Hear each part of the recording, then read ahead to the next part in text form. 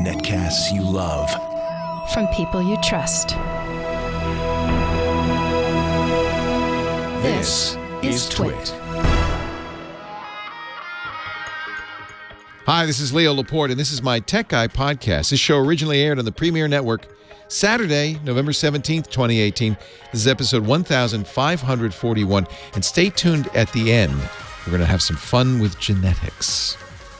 Tech Guy Podcast is brought to you by Prylock Security. Teach your employees how to keep your company secure by avoiding phishing emails, candy drops, and social engineering. Show them how and why hackers attack with training from Prylock. Go to prylock.com/twit and use the promo code LEO to save 30%. And by Rocket Mortgage from Quicken Loans, introducing Rate Shield Approval. If you're in the market to buy a home, Rate Shield Approval locks up your rate for up to 90 days while you shop. It's a real game changer. Learn more and get started at rocketmortgage.com/techguy. And by Helix. Helix is driven by a simple mission: to empower every person to improve their life through DNA. Explore further at helix.com, and now through November 22nd, get up to 30% off the Helix DNA kit. Well, hey, how are you today? Leo Laporte here, the Tech Guy. Time to talk computers, the internet, home theater, digital photography, smartphones, smartwatches, augmented reality, virtual reality. And yes, real reality. 8888 Ask Leo is the phone number, 888-827-5536. Toll free from anywhere in the U.S. or Canada. If you have a question or a comment or you want to talk high tech, this is the time to do it. 8888 Ask Leo. I had to run in today because I brought pots and pans to work. We're doing... This is kind of kooky. We do a technology show after the radio show called The New Screensavers. And today we're doing, because, you know, Thanksgiving's next week, we're doing digital cooking. One would think that would be a scant topic. There wouldn't be a lot of stuff to talk about with digital cooking. You know, there is, weirdly enough. I had pots and pans everywhere. I have... and I regret buying these, I might add. Bluetooth-enabled cookware. Yeah, I'm not kidding you. The pots, there's two. There's a frying pan and a kind of like a cook's pan, it's a little deeper, that have a Bluetooth module in the handle and an app. There's got to be an app for it, right? And they have a special inductive cooking hot plate. It's a hot plate. Let's just say a hot plate that is also tied to the app. And then what happens is you turn on the before you cook, you turn on the phone and you say, I want to make some eggs. We have a recipe for that. But first, watch this video. How to crack an egg. So you watch the video, how to crack an egg. I know how to crack an egg, but I'm going to watch the video. So you crack the egg. Now, press the beginning. There's two buttons. There's only two buttons on the hot plate. You press the two buttons on the hot plate to wake it up. Okay. I press the two buttons. Now, put butter in the pan, and then the phone turns the pan to the perfect temperature for melting butter. Wow. Thank God I have this pan. The butter melts. Now add the eggs, which you have learned to crack. And I put the eggs in the pan, and the phone turns the pan up to the perfect temperature for frying an egg. And then, now take off the egg and serve it piping hot and delicious. And I'm wondering, I spent a lot of money for a phone app and two pans and a burner to teach me how to fry an egg. They do have more complicated recipes. But honestly, I'm wondering. There's some other things. My favorite one, I wish I had this, but you'll see why I don't have it as soon as I just explain what it is to you. It's called the Roadie-matic. Do you know what a roadie is? Some people will know. Roadie are delicious, hot, fresh flatbreads popular in India. But the Rotimatic doesn't just make roti. It measures, mixes, kneads, flattens, cooks, puffs, and delights all in one. It is a $1,000 device that makes roti, puri, pizza, remote control. What is this? Oh, we have the Amazon Basics microwave. There's another. I'll talk about that in a second. The Rotimatic. If you go to rotimatic.com, I wish I had this. Frankly, all you do is you put some flour and stuff in the top, and then it just cranks out rotis. They just come like on a conveyor belt, puffed up, hot, delicious rotis. All you need is flour, oil, and water. And on the front page of the website, they have a counter. You know, like they used to have on web pages, the web counter. Only this one's not counting visitors. It's counting rotis. 33,053,224 rotis made by Rotimatics all over the world. And the reason I don't have one of these is not because I think $1,000 is too much to make for a roti robot. No, I think that's fine. I think it's because if I had it, I would eat rotis day in, day out. And I wouldn't be able to fit through the door in about a week. But man, those just think. Mars Worm in our chat room says, "Do you roti, bro?" I roti, man. Then Amazon has made, this microwave oven. We've got it. Now, the good thing about the Amazon microwave, it's only $60. So there's that. But it's an Echo. So this is the funny thing. They give you a card. All these things give you a card. And almost every one of them says first, download the app. It really feels like this economy exists to get you to download the app. Whatever it is, download the app. Once you have our app, your life will be better. Set up your Amazon Basics microwave. Download the app. Install the microwave. Well, mainly that's just plugging it in. Oh, no, I'm sorry. That's installing it. Then plug it in. There's 3 steps. Plug it in. Then and they always say this. This is why the manuals are so thin. Follow the instructions on the app. How are we going to cook for ourselves if there's no power? If cell service goes down, we won't be able to, we'll starve to death. Things to try. Ask Echo or press and release the Echo button to use shorter voice instructions. Ask Echo, microwave for 2 minutes and 10 seconds.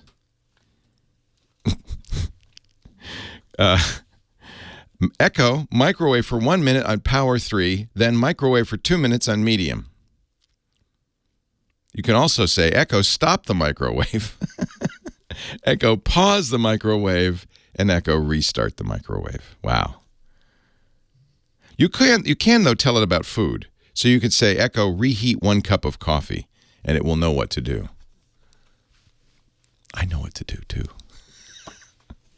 This reminds me a little bit of the movie WALL-E. Remember WALL-E? And in WALL-E, there's the people of the future are living in these little floating chairs with Slurpees attached. And that's basically all they do is they float around and they get fed. I think we're getting close to that. I also I brought in some other cookware too. We had just I like to. Maybe that problem is I like to cook, and I think that maybe this is the tech industry trying to solve a problem that doesn't exist. But maybe not. Maybe that people really need this. My son's 24. Do you need this? I don't think so. No, he doesn't think so. You know what he has? It's even better. He's got YouTube. You learned how to cook everything on YouTube, right? Yeah. In fact, we have an entire generation of people that learn everything they know on YouTube. Everything. It's actually kind of cool. 8888 Ask Leo is the phone number if you want to talk high tech. I would love to talk high tech with you. 888-827-5536. We will put everything in the show as usual on our website, which is techguylabs.com.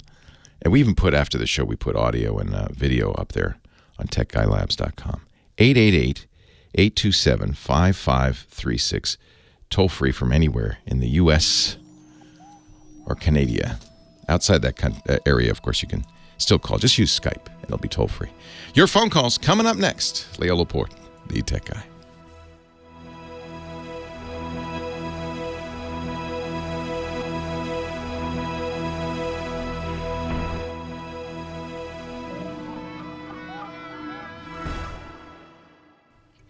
We welcome our new musical director, Big Pee Wee. Last name not Herman.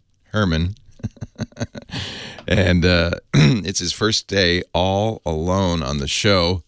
So, Big Pee Wee, welcome to the Tech Guy Show. Leo Laporte, the Tech Guy, 8888 Ask Leo. Working alongside Big Pee Wee today, the phone angel. It's already getting a bit more funky up in here. It's starting to sound a little bit like a morning zoo here. I got Big Pee Wee and the phone angel. 15 after the hour. Well, 63 degrees in the city. Here's Big Pee Wee and the phone angel. Put on that puker voice. Yeah, Big Pee Wee. So, hello. Good Kim. morning. Hello. If I got the Roadie-matic, the automated flatbread maker, would you bring me a flatbed? I'll bring you a flatbed. No, that's a truck. I'm not bringing you a truck. I will. But if we had that in the studio, do you agree? Well, now you work with sausage rolls, so you probably have good impulse control. Oh, there's so many ways I could. Yeah, no, but I mean, in your day job, it involves sausage, delicious, flaky. It involves sausage rolls and fried fish and beer. But yes, I do have to have self-control. Yeah, see, I have none. If there were the smell of fresh roti wafting through the studio every weekend, I might be in trouble because I am a lot more tempted by pizza than I am by pretty much anything else. That is my downfall. Yeah. So you can see why I have not yet invested in the. I actually asked my wife. I said, "Hey, we have a coffee machine in the studio. We have actually several ways of making coffee. There's like 5 coffee machines in the studio. We have a microwave. Admittedly, what about the air fryer? Is that still here? We have an air fryer. The tater tots. Can I buy a Roadie maker? Sure. No, she said no. Oh. She said no. She doesn't want all the staff to carb load. Yeah, can we carb load for the marathon? Who should I, you've been answering the phone all morning. Oh, let's go to Rob in Fairfield. He wants to clone a hard drive, but he's afraid of breaking the warranty if he does. It depends how he's going to clone it, I guess. Thank you, Kim. Hello, Rob. Leo Laporte, the Tech Guy. Hi, Leo. Hi, Leo. Good morning. Good morning. Okay, I got a brand new laptop. I got it running all sweet and clean, and I want to clone it before things start getting screwed up. That's my strong recommendation. Now, is it Windows or Mac? It's Windows. Okay, so there's different advice depending on the operating system. I think Windows 10 still has, they call it Windows 7 style backup, but it's actually an image program built in that will let you do exactly what you want to do, which is, I'm going to give you a new name for it. We used to call it, in the old days, we used to call it ghosting the hard drive because the program you used to do this was called Norton Ghost. But Norton's given up the ghost. And these days, I think what you said, cloning, is probably a better term, which is you're making a single file that is exactly bit for bit the same as the hard drive, and you're going to put it on an external drive. And there's 2 things you need. One, a program to do that, but also the ability to blast it back onto the drive should anything go wrong, or you want to go back to your original sweet, pristine setup. And that means something needs to go along with the cloning program, some sort of little thing that will blast it on if you haven't installed Windows yet. So Windows has its own imaging tool to do this. However, there may be better solutions out there. So it's kind of up to you how much, if you want, you could just use, and it's built in. If you look for backup, hit Windows key, type backup, and then they'll say, this kind of cracks me up, but it still says this in Windows 10. Looking for an older backup? If you created a backup in the Windows 7 backup and restore tool, it'll still work in Windows 10, and then it has a button, click to backup and restore Windows 7, and you can go back to the old style control panel and the Windows 7 style backup, which is basically an image backup. So that's the one that will do it that you already have. But there are other solutions that maybe, I don't know, I use a program called Drive Snapshot, that will do it. And then there's one, my friend Steve Gibson, who is the king of hard drives, recommends called Drive Image, I think it's called. It's kind of a generic term, so it's it is a program for doing exactly this.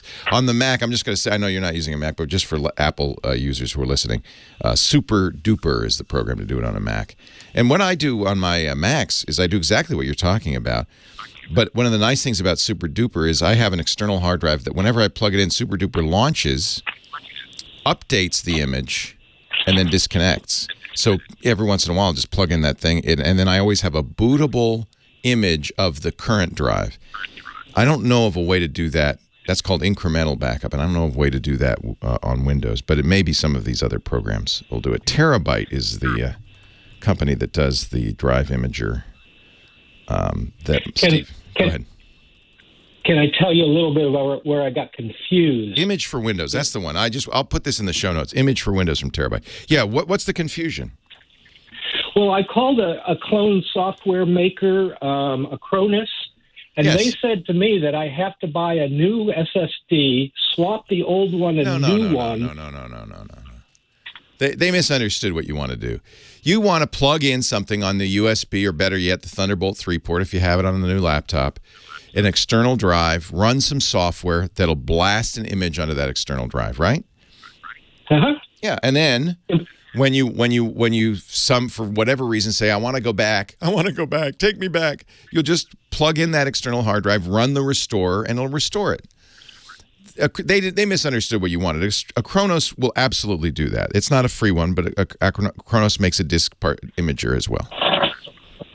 Yeah. Okay, great. Yeah. So the one I would look at, though, Steve is my kind of guru. It's not as expensive as Acronis. It's called Terabyte Drive Image, and it's $49.95. It's not expensive. Okay, that sounds good. Thank you. That's the one I've been using.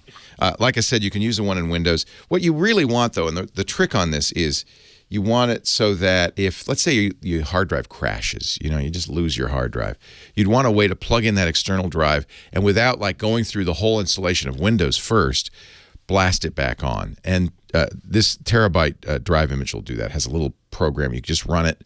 Phew, boom. You're back to the way it was. Scott Wilkinson's coming up. He's our home theater guru. We'll answer some home theater questions and take more of your calls at 8888 Ask Leo. Leo Laporte, the tech guy.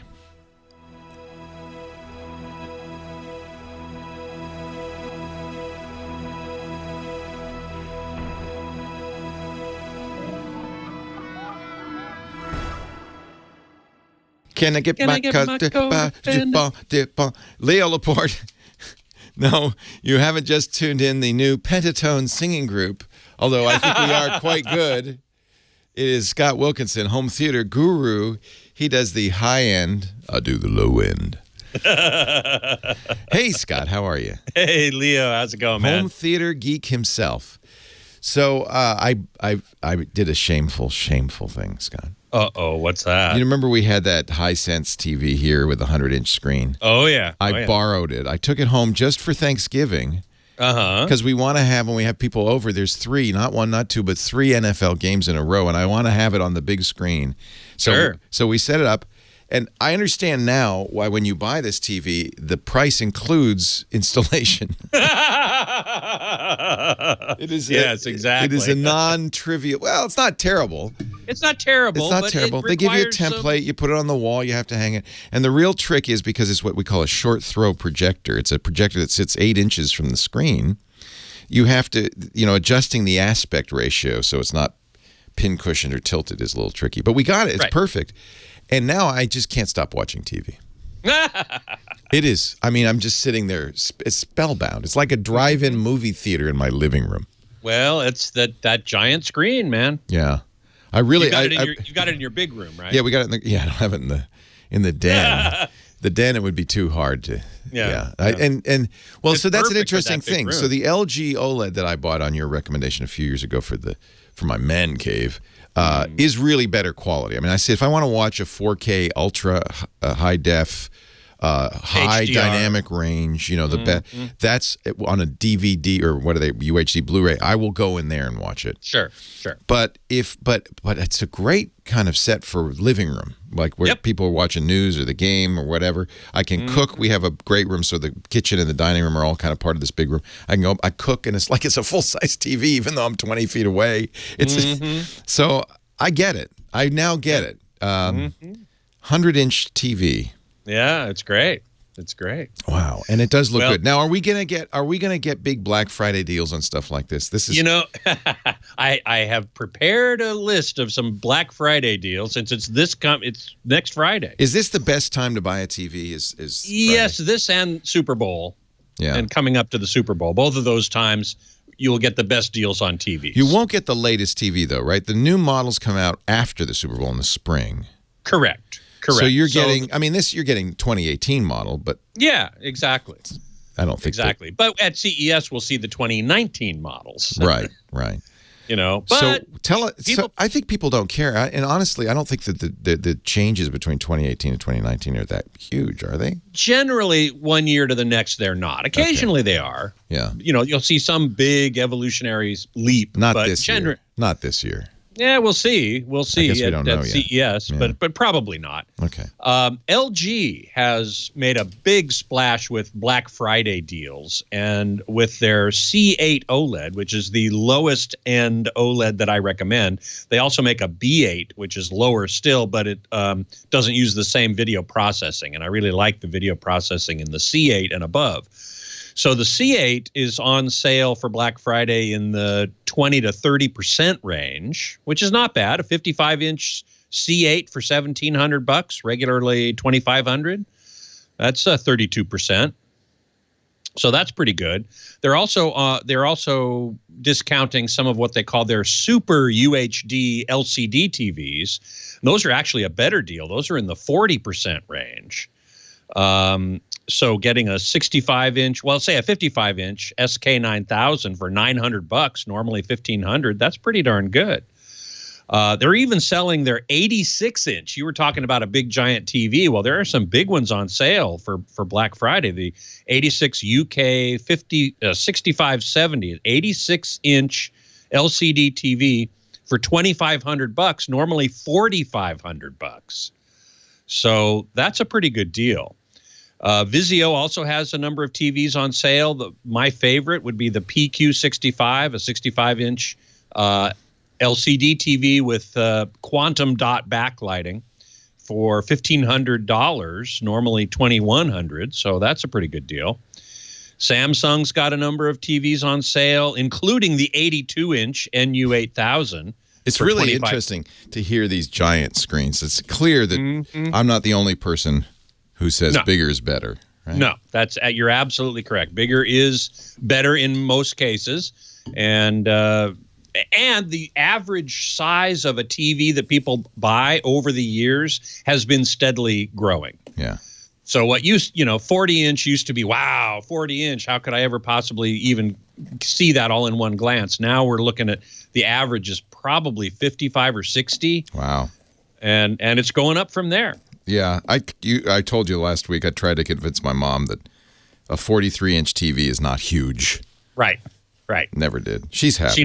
She's happy. If she's happy, then that's fine. Yeah, she's happy. She's 85. Our expectations have changed, really. Yeah, I'm just blown away to see 86-inch TVs, 82-inch TVs. Yeah, wow. Yeah, exactly. Is there anything different that people are doing this? It sounds like it's kind of the standard Black Friday, which is just a big discount. Yeah, exactly. They're not throwing in, like a Shar-Pei puppy or anything. I mean, there's not. Well, some people are throwing. Game consoles, for example. Let's take a look at the Sony PlayStation 4. And the Xbox also are being sold as bundles with games, with a variety of games. So, for example, at Target, the PlayStation 4 with a 1 terabyte PlayStation 4 with the Spider-Man game is $200 down from $300. So that's a 33% savings right there. The UHD Blu-ray players have come down so fast, they're almost commodities now. I mean, the LG UBK90 I found to be, I think, is the best deal. That's 50% off Black Friday. Holy cow. at Best Buy. Holy cow. Yeah. Yeah. So that's really happening. And the whole 4K ecosystem, TVs, UHD, Blu-ray, and so on, is coming down so fast, so much faster than HD did. Dig this. In the first 5 years of high definition, back in the early 2000s or 2000 maybe, at the end of 5 years, market penetration was on the order of 15%. 4K or UHD in the same 5-year period, it's at 30%. Wow. So it's expanding fast, and that is important to remember. Very fast. When you go out and you buy this new TV, boy, I realize this again. You got to buy all new stuff to go with it if you want to watch 4K HDR. That's true. You can't use your old Blu-ray player. I mean, well, for this Hisense, which actually is a really nice 4K TV, I thought, oh, it's so far away. I can use HD, and then I put a 4K thing on it, and it was like, oh. So I had to go out and buy a new Apple TV, a new Roku, a new Chromecast. Unfortunately, it had Netflix built in, so I could see, and Amazon, so I could see the difference. But it really does make a difference. Even the 4K streamers on Black Friday are great. The Amazon Fire Stick 4K is $35 down from $50.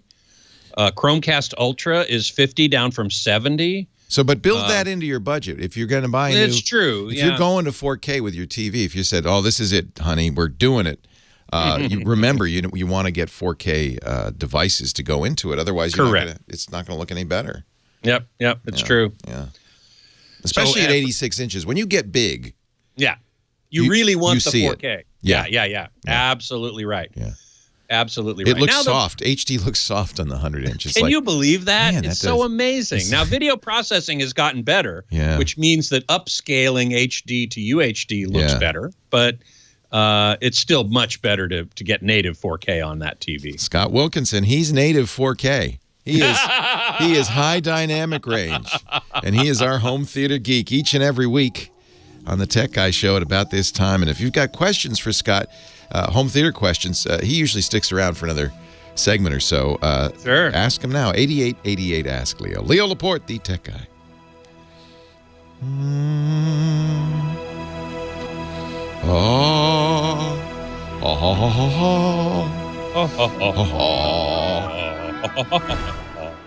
So you're going to stick around, my friend? You betcha. Happy to. Is Tuba Christmas coming up? Tuba Christmas coming up in 2 weeks, December 2nd. Oh, I got to plug it for you. I would sure appreciate it. December 2nd in L.A., tubachristmasla.com for all the details. All right. And now, ladies and gentlemen, I give you 230 seconds. Scott Wilkinson. Thank you very much. Hey, everybody. So nice to see you. Mike Heiss in the chat room. Hi, Mike. Roku Ultra for $50 off. I think I saw that. Let me just double check my listing of streamers. Because here's a streamer. The Roku Ultra, $50 off out of normally $100. It's 50% off Black Friday. And that is at, let me see if I can figure out where that is. Oh, many different stores. So a lot of different stores are carrying that. 50% off a Roku Ultra. That's, to me, the cream of the crop there. So I would definitely go for that. PDO, my TCL 65-inch I got last week went south. Green screen, then no power.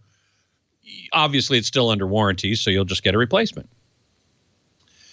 Beatmaster, should we geeks give up telling people that UHD isn't 4K and vice versa? Well, should we give up? I kind of have, to tell you the truth, because they aren't the same. That is exactly correct. But they are, the term 4K is so ubiquitous in the consumer world, and it really means UHD. And for those of you who aren't familiar with this little conundrum, 4K has 4,096 pixels across by 2,160 pixels up and down. UHD, or Ultra HD, has 3,840 pixels, 3,840 pixels across by 2,160 down. So why the difference? Well, in the commercial cinema world, we have had 2K, which is 2048 by 1080. Now we have 4K, which is 4096, or twice that each of the resolutions by 2160. Whereas in the consumer world, we had 1920 by 1080, and that was called 1080p. It wasn't called 2K. Why the industry went from calling it 1080p to 4K is quite beyond me. It really should be called 2160p in order to be consistent with the previous generations. So we had 480i, 480p, 720p, 1080i, 1080p, should have been 2160p, but no. We needed to, the industry said, we want to call it 4K because that's so cool. So, Beatmaster, you're exactly right. They aren't the same, but I gave up. Lawn Dog, what is the status on getting more 4K content on our TV? There's actually, the amount of content is growing a lot. There's a ton of it on streaming. And Ultra HD Blu-rays, there are something, I think I learned recently, there's something like 400 or 500 Ultra HD Blu-ray discs out already.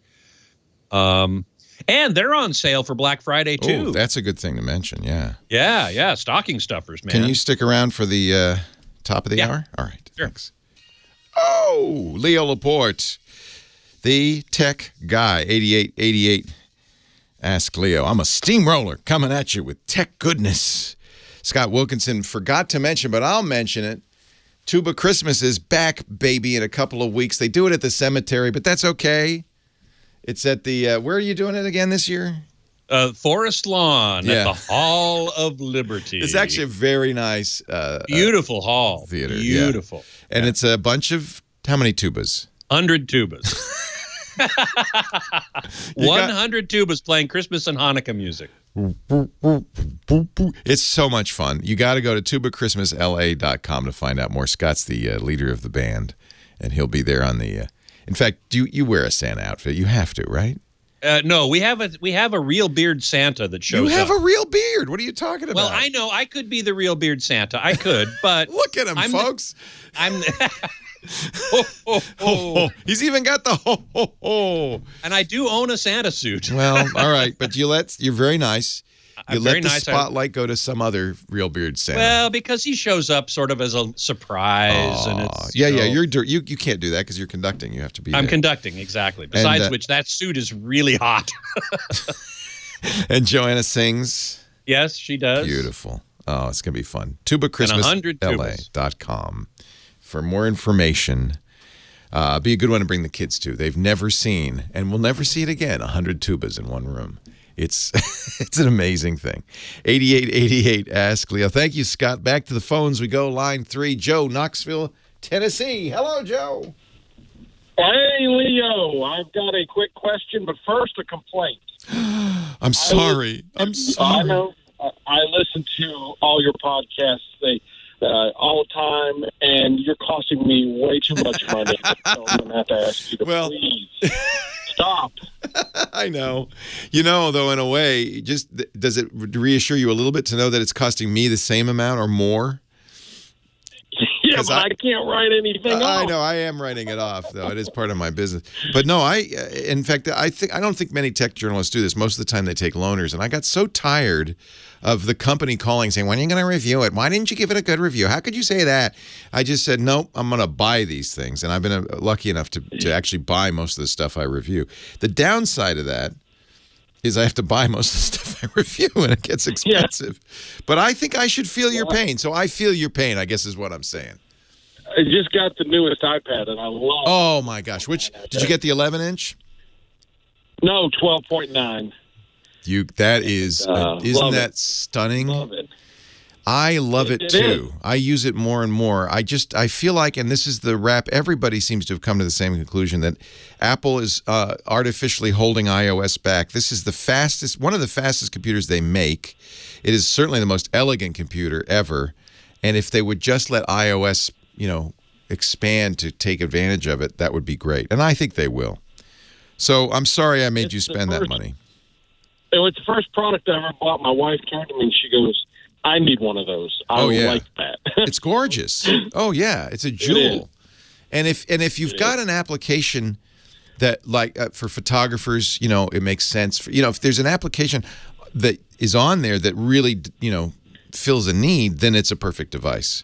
It really is. Absolutely. It's just that there's a limit, application a little limited and so forth. So what can I do to help you? Well, I got to spend some more money. I am trying to decide.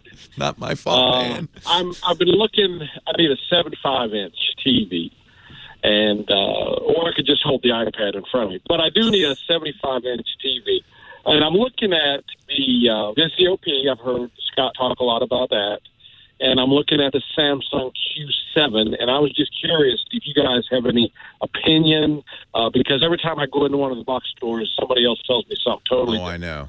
Well, good news. Santa's still here. Scott Wilkinson.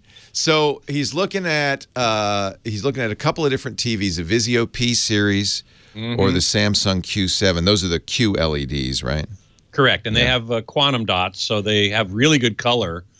However, I'm pretty sure the Q7 is what's called edge lit, which means the lights are along the edge, whereas the Vizio P series is what's called full array local dimming, FALD or FALD.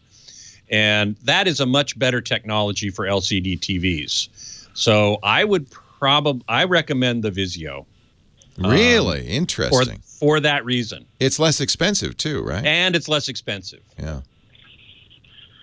Yep, exactly. Okay. So that's the what I quantum recommend. dot. In other words, the quantum dot does not do enough to make it better to overcome the fact that it's edge lit. The limitations of edge lighting, in my opinion. Yeah, that is. And the funny thing is, going into the box stores, I look at the Vizio, and it does have a beautiful picture. And the guys tell me, no, it does not have as good a picture as the Samsung. I'm like, well, it does if I'm looking at it. So trust your eyes, Joe. You're right. Mm-hmm. So that's interesting. And, you got to remember that I'm not going to impute the integrity of the salesperson. It's not that. It's just that they read all this stuff. And they get in their head, but the quantum dots, they're so good, they're better. And sometimes that actually impairs their ability to just trust their own eyes. They get sold by the marketing hype. You gotta trust your own eyes. Will it do okay with sports? In sure. Sports. So that's one issue with LCD, right, Scott? That they're not as fast. So action movies and sports, you can get some blurring on Correct. Them. I think that's been fixed, though. I think the response times now are so low on LCDs. Well, they're not. LCD has a physics limitation on that. They just can't switch that quickly. Right. And so you are going to see some motion blur unless you engage a couple of the technologies that are used to try to compensate for that. One of which is backlight flashing. So for part of each frame, the backlight is off, and that helps. The one that people really don't like is called frame interpolation, which actually synthesizes new frames in between the actual frames coming in from the signal.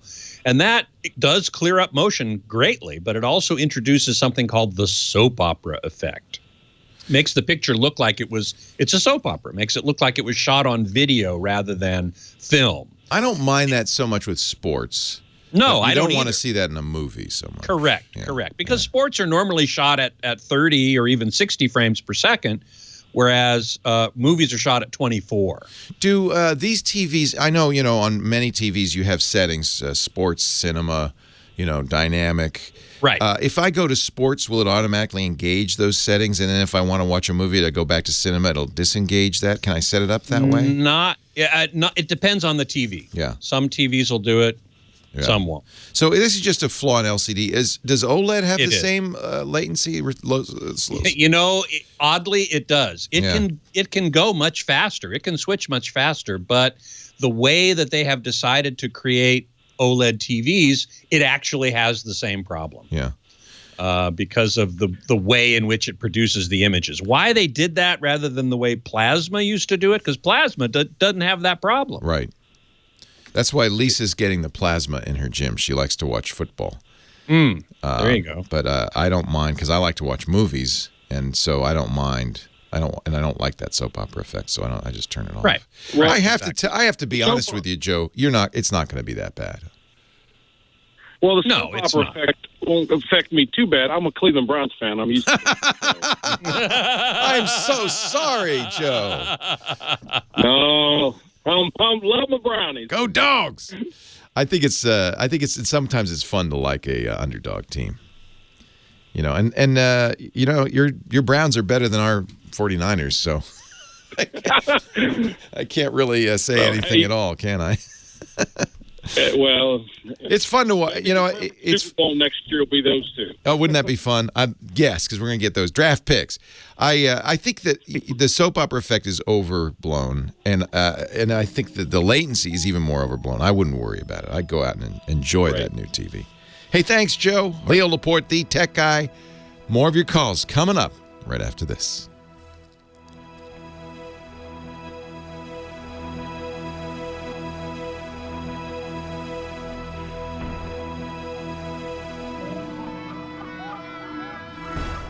All righty, Scotty. Hey, thank you very much. It's all yours. By the way, I did just verify that the Q7 is edgelit. Okay. I was pretty sure of that, but I just wanted to be 100% sure, and now I am. And so Samsung makes a great TV, but I just don't like edge-lit LCDs. They are much too prone to what's called flashlighting, where you get kind of on a black screen, or say the black of space in a space movie, something like that. You'll see these sort of lighter areas kind of coming in from the sides or the corners or wherever the LEDs are. It's very distracting. I really don't like that. And so, I hate to say it in a way, because Samsung's a great company and they make a great product. But in that particular choice between a Vizio P and a Samsung Q7, I would choose the Vizio. Good to know. There it is. Lawn Dog says, ever since I saw the soap opera effect, I thought over time as people get used to the way it looked, it would become less important. Any thoughts? Basically, he's saying that people are going to get used to it. Some people will. Certainly critical video files, people who are really into video, will not. They will hate it till the day they die. And that is just the way it is, I'm sorry to say. I got a question a little earlier about picture-in-picture. But before that, Logan 5 asks, are any of those a sousaphone? SUSSAPHONE. He's looking at the picture on tubachristmasla.com. And there are some sousaphones, certainly, SOUSA, after John Philip Sousa. But the sousaphone, SUSSAPHONE, you might be thinking of a sousaphone. If you're differentiating between the real sousaphone, SOUSA, and the sousaphone, the sousaphone is not a brass instrument. It is a woodwind instrument that's made out of brass. So that's what I can say about that. Let's see. Oh yeah, I was getting a question about picture-in-picture and how that feature is kind of gone from TVs. And it's true. It kind of is. The Dish Network receivers will put out a PIP signal with two different channels side by side, or PIP. However, the signal to the TV is not quite 1080p, so it could be improved. Well, anytime you put two different images on the same screen, obviously each one's going to be lower resolution. And they're, that's because the TV is a fixed resolution. So, I mean, I don't know exactly why they sort of eliminated PIP from most TVs, but they have. I honestly don't know why. Logan 5, what are my thoughts on ATSC 2's future? I think you mean ATSC 3. They skipped over the number 2 for some reason. I don't know why. But what we have now for over-the-air broadcasting is ATSC 1.0. And what we're about to get, probably next year, is ATSC 3.0. They're already testing it in a number of markets, including Phoenix, someplace back east as well, I think. Cincinnati? I'm not sure. But ATSC 3.0 is the next generation of broadcasting, over-the-air broadcasting, terrestrial broadcasting. And it'll do 4K. It'll do high dynamic range. It's got some online features. So an ATSC 3.0 receiver would also be connected to the internet. So there is some interactivity going on there. It's going to be pretty cool. I suspect we will probably see some TVs at CES next January that have ATSC 3.0 tuners built in, possibly. And then they'll come out sometime next year. And then there's HDMI 2.1. We might see some products with HDMI 2.1 in them at CES. Oh, M. High says now testing in Santa Barbara as well. Okay, good. Pip, pip, hooray, Mike. Yeah, getting back to Lawn Dog, how many people will get used to the soap opera effect? Again, some people will, some people won't. Oh, yeah, that was Kalu who asked about PIP.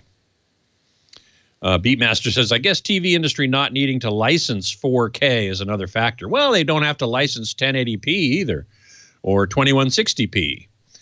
I think the TV industry thought that 4K was sexier somehow, and so that's what they did. Razarius is talking about Eddie Redmayne is very good in the movie. I assume you mean Fantastic Beasts, The Crimes of Grindelwald. I haven't seen it yet. I was not that impressed with Fantastic Beasts and Where to Find Them. I didn't think Eddie Redmayne was that good, and I really like Eddie Redmayne. But he was kind of a one-note pony, so to speak, that just didn't do it for me, I'm sorry to say. Let's see. What else can I tell you about here? Should we geeks be telling people that Oh, yeah, we already covered that. Beatmaster says UHD is a protected name. No, I don't think so. I don't think so. The UHD Alliance, certainly if you want to get your TV certified as UHD Alliance Premium, you need to probably need to pay something for that. I'm sure you do, in fact, and get that sticker or that logo on your TV that says I've been certified as UHD Alliance Premium. But UHD by itself is no more copyrighted than HD or high definition or HDR, high dynamic range. There's no problem there. I think the manufacturers really wanted a number. Look, this number is bigger, so it must be better, right? I think that's kind of what is going on there. Emily the Strange. Hi, Emily. Good to see you, as always. Do you think moving forward that all cables will eventually, by default, carry audio and video like HDMI? Is there any reason why cables would only do video these days? No, there is no reason. Now, I believe that there will always be audio-only cables, but I don't think there will be video-only cables. I think you're right about that HDMI or DisplayPort or whatever other interface comes up will probably carry both. I don't see any reason why they wouldn't. User 4479, apparently ATSC 3 will force us to get new TVs. I don't think that's true either. Certainly, I can't imagine you won't be able to buy an ATSC 3.0 tuner box, just like we were able to buy ATSC 1.0 HD digital TV tuner boxes when that first came out. All right, Mr. Scott. All righty. You rock. Have a great so Thanksgiving, and I'll see you next week. You betcha. All right, take care. Bye-bye. Well, hey, how are you today? Leo Laporte here, the tech guy. Time to talk computers, the internet, home theater, digital photography, smartphones, smart watches, DNA tests, anything on your mind, let's talk about it. 8888 Ask Leo. That's the phone number. 888-827-5536. Toll free from anywhere in the U.S. or Canada. And I'd love to hear from you. 8888 Ask Leo. Website is techguylabs.com. So as you're listening, if you hear something, you go, oh, I want to write that down. Don't, because we write it down for you. So all you have, when you get home, you could just, go to techguylabs.com and go right to this episode. We divide the page up into episodes. This is 1,541. Go right to the episode, and then you can go right to the hour, each hour, even directly to a call or a segment. So it's easy to find that information. We also put the audio or video, because, we shoot video. I don't know why. It's just me sitting here talking. But we have video, and you can get that at techguylabs.com after the show's over. So if you miss a show, that's always there as well. And I should add, because some people do charge for this kind of stuff, we do not. This is free, no sign up. It's all thanks to our fine sponsors who provide the wherewithal to do all of this. techguylabs.com. Steve in Redondo Beach, California. You're next. Hi, Steve. Hey, Leo. Hey, I'm having a problem with my laptop. Yesterday, for some reason, my Google Chrome, when I click on the button to open the app, nothing would happen. It would just, it wouldn't open. Yeah. So then I've tried uninstalling and reinstalling it a couple of times, and it does the exact same thing. Uh-oh. And so this morning, and I've been using the Microsoft Edge to do the install and everything. Yeah. Now my Microsoft Edge is not working. Oh. Yes. I can't go to anything Google, and then after about 2 minutes, it just closes the app. Can you go other sites on Edge?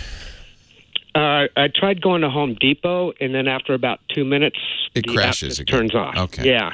But I can get onto Google Earth, so I know I'm getting internet. That's weird. Some things work and some things don't. Yeah. Yeah. One of the side effects sometimes of malware is one of the weird things malware authors do is keep you from going to search engines because they're afraid you'll search up what's going on and try to find a fix for it. But this doesn't sound like that because Home Depot crashes. There's nothing there that'll help you with malware, but Google Earth doesn't. So it's almost certainly an engine that's used by both browsers to render the pages, and there's something on some pages that crashes and something on other pages it doesn't. Now you're actually I'm talking out loud the thought process that I go through and anybody who's trying to troubleshoot these things goes through when they're trying to figure out, well, what could this be? There's something about the Home Depot page that even is crashing Edge. You're saying the Edge worked for a while, but then stopped working as well? Yeah, it was working all day yesterday while I was trying to reinstall Chrome. And then this morning, and now anything Google on the Edge, I can't even pull up my Gmail. It just won't load the page. So I tried Home Depot. It loads the page, no problem, but then crashes in about 2 minutes. Very interesting. I mean, one way to kind of try to figure this out would be to go to some other pages and kind of try to find a thread in what's crashing and what's not. It worries me that all Google pages are crashing because, again, that's sometimes a symptom of malware. So there's a couple of things you could try. One way to do this would be to go to use the browser in safe mode. What's safe mode? You're familiar with safe mode for Windows. Safe mode for Windows makes it a minimal install that doesn't run a lot of stuff. So you can do Edge in safe mode and you can do Chrome in safe mode. And what it means to do a browser in safe mode is to not load any plugins. Okay. Yeah. So maybe one of the first things that would help would be to reset the browsers. And that's sometimes what happens is you just get all browsers cache data as you go to a website to speed up the load the next time. They save bits and pieces of the website, including JavaScript, images, HTML. And sometimes there's a corrupt cache, and that can cause the problem. So resetting your browsers is a thing to do, worth trying anyway. You might have to do that in Internet Options as opposed to in the Edge settings. I can't remember if Edge has it in its own settings. You know, in the old days, Internet Explorer's options were all in Internet Options in the control panel, not in the browser. In Chrome, it's in the browser to reset Chrome. There is a safe mode for Chrome too. You might. So, do you have a Chrome installed right now? No. After I uninstalled it the last time, that's when the Edge started crashing. Holy cow! Yeah, so I can't even get to. I type in, Google Chrome, and it just won't. It'll show me the page for a couple of seconds when I go to download. Oh, because you can't re-download Chrome. Yeah, I'm worried now that you have malware on there. The first thing maybe to do is to run Windows Defender. You're on Windows 10, I can tell because of Edge. Is to run Defender and do a scan on it and do a thorough scan. Probably the best thing to do, and this is a little more complicated, is to run the Microsoft malware removal tool, or MRT. And when you run MRT, it does. There's no. Let me see. Actually, in Windows 10, that's in the command. Yeah, you have to do that. You hit the Windows key and just type MRT. Right. Because there's no icon for it, oddly enough. But that will run the malicious software removal tool, and then do a full scan. Now, this isn't 100%. This is not going to find everything, but it does. It will at least start, and it. That's why Microsoft puts it in there. Then, if that says no, you don't have anything, then you want to run Defender. The good news is, sometimes people, I think, have the opinion that Defender, which is the antivirus that comes with Windows, is not as good as, say, the one they spend a lot of money on. And in fact, I just saw some studies that say it is. When they, I can't remember who did it, one of the virus testing firms, threw every virus they had at it, it caught every single one of them. So it's certainly a good one. The problem with viruses, as I've mentioned before, is a lot of the newer infections are so fast. There's what we call 0 days. They happen so quickly that they aren't detected by any viruses right away. It takes them a week or so to figure that out. One other thing that might be is that it might be Java that's broken, because Chrome does use Java for the login now. That's something new. I wonder if that's related. Yeah, I just noticed that Cortana is not working now. Yeah. Oh, that's bad. I think you got to. I might have to redo Windows. You might have to redo Windows. I think you might have a virus on there. Run the malicious software removal tool. If you can run it, one of the things malware does might be disable that as well, and then run Defender, and do a full scan with both. Because I'm a little worried now that you have a little buggy wuggy on there. Yeah, and it's just before Black Friday. Nice timing. The good news is reinstalling Windows is pretty easy these days, and you can actually do that from the recovery menu. Yeah, and I just backed everything up. Oh, good man! Oh boy, do I love hearing that. Yeah, had to go buy a couple of flash drives. It's worth it though, and now you know why it's worth it. So yeah. This might be prudent. Reinstall Windows. It's probably easier than figuring out what's going wrong, if you ask me. 8888 Ask Leo. That's the phone number. If you want to talk high tech, Leo Laporte, the tech guy. More calls coming up. Johnny Jett, our travel guru, too.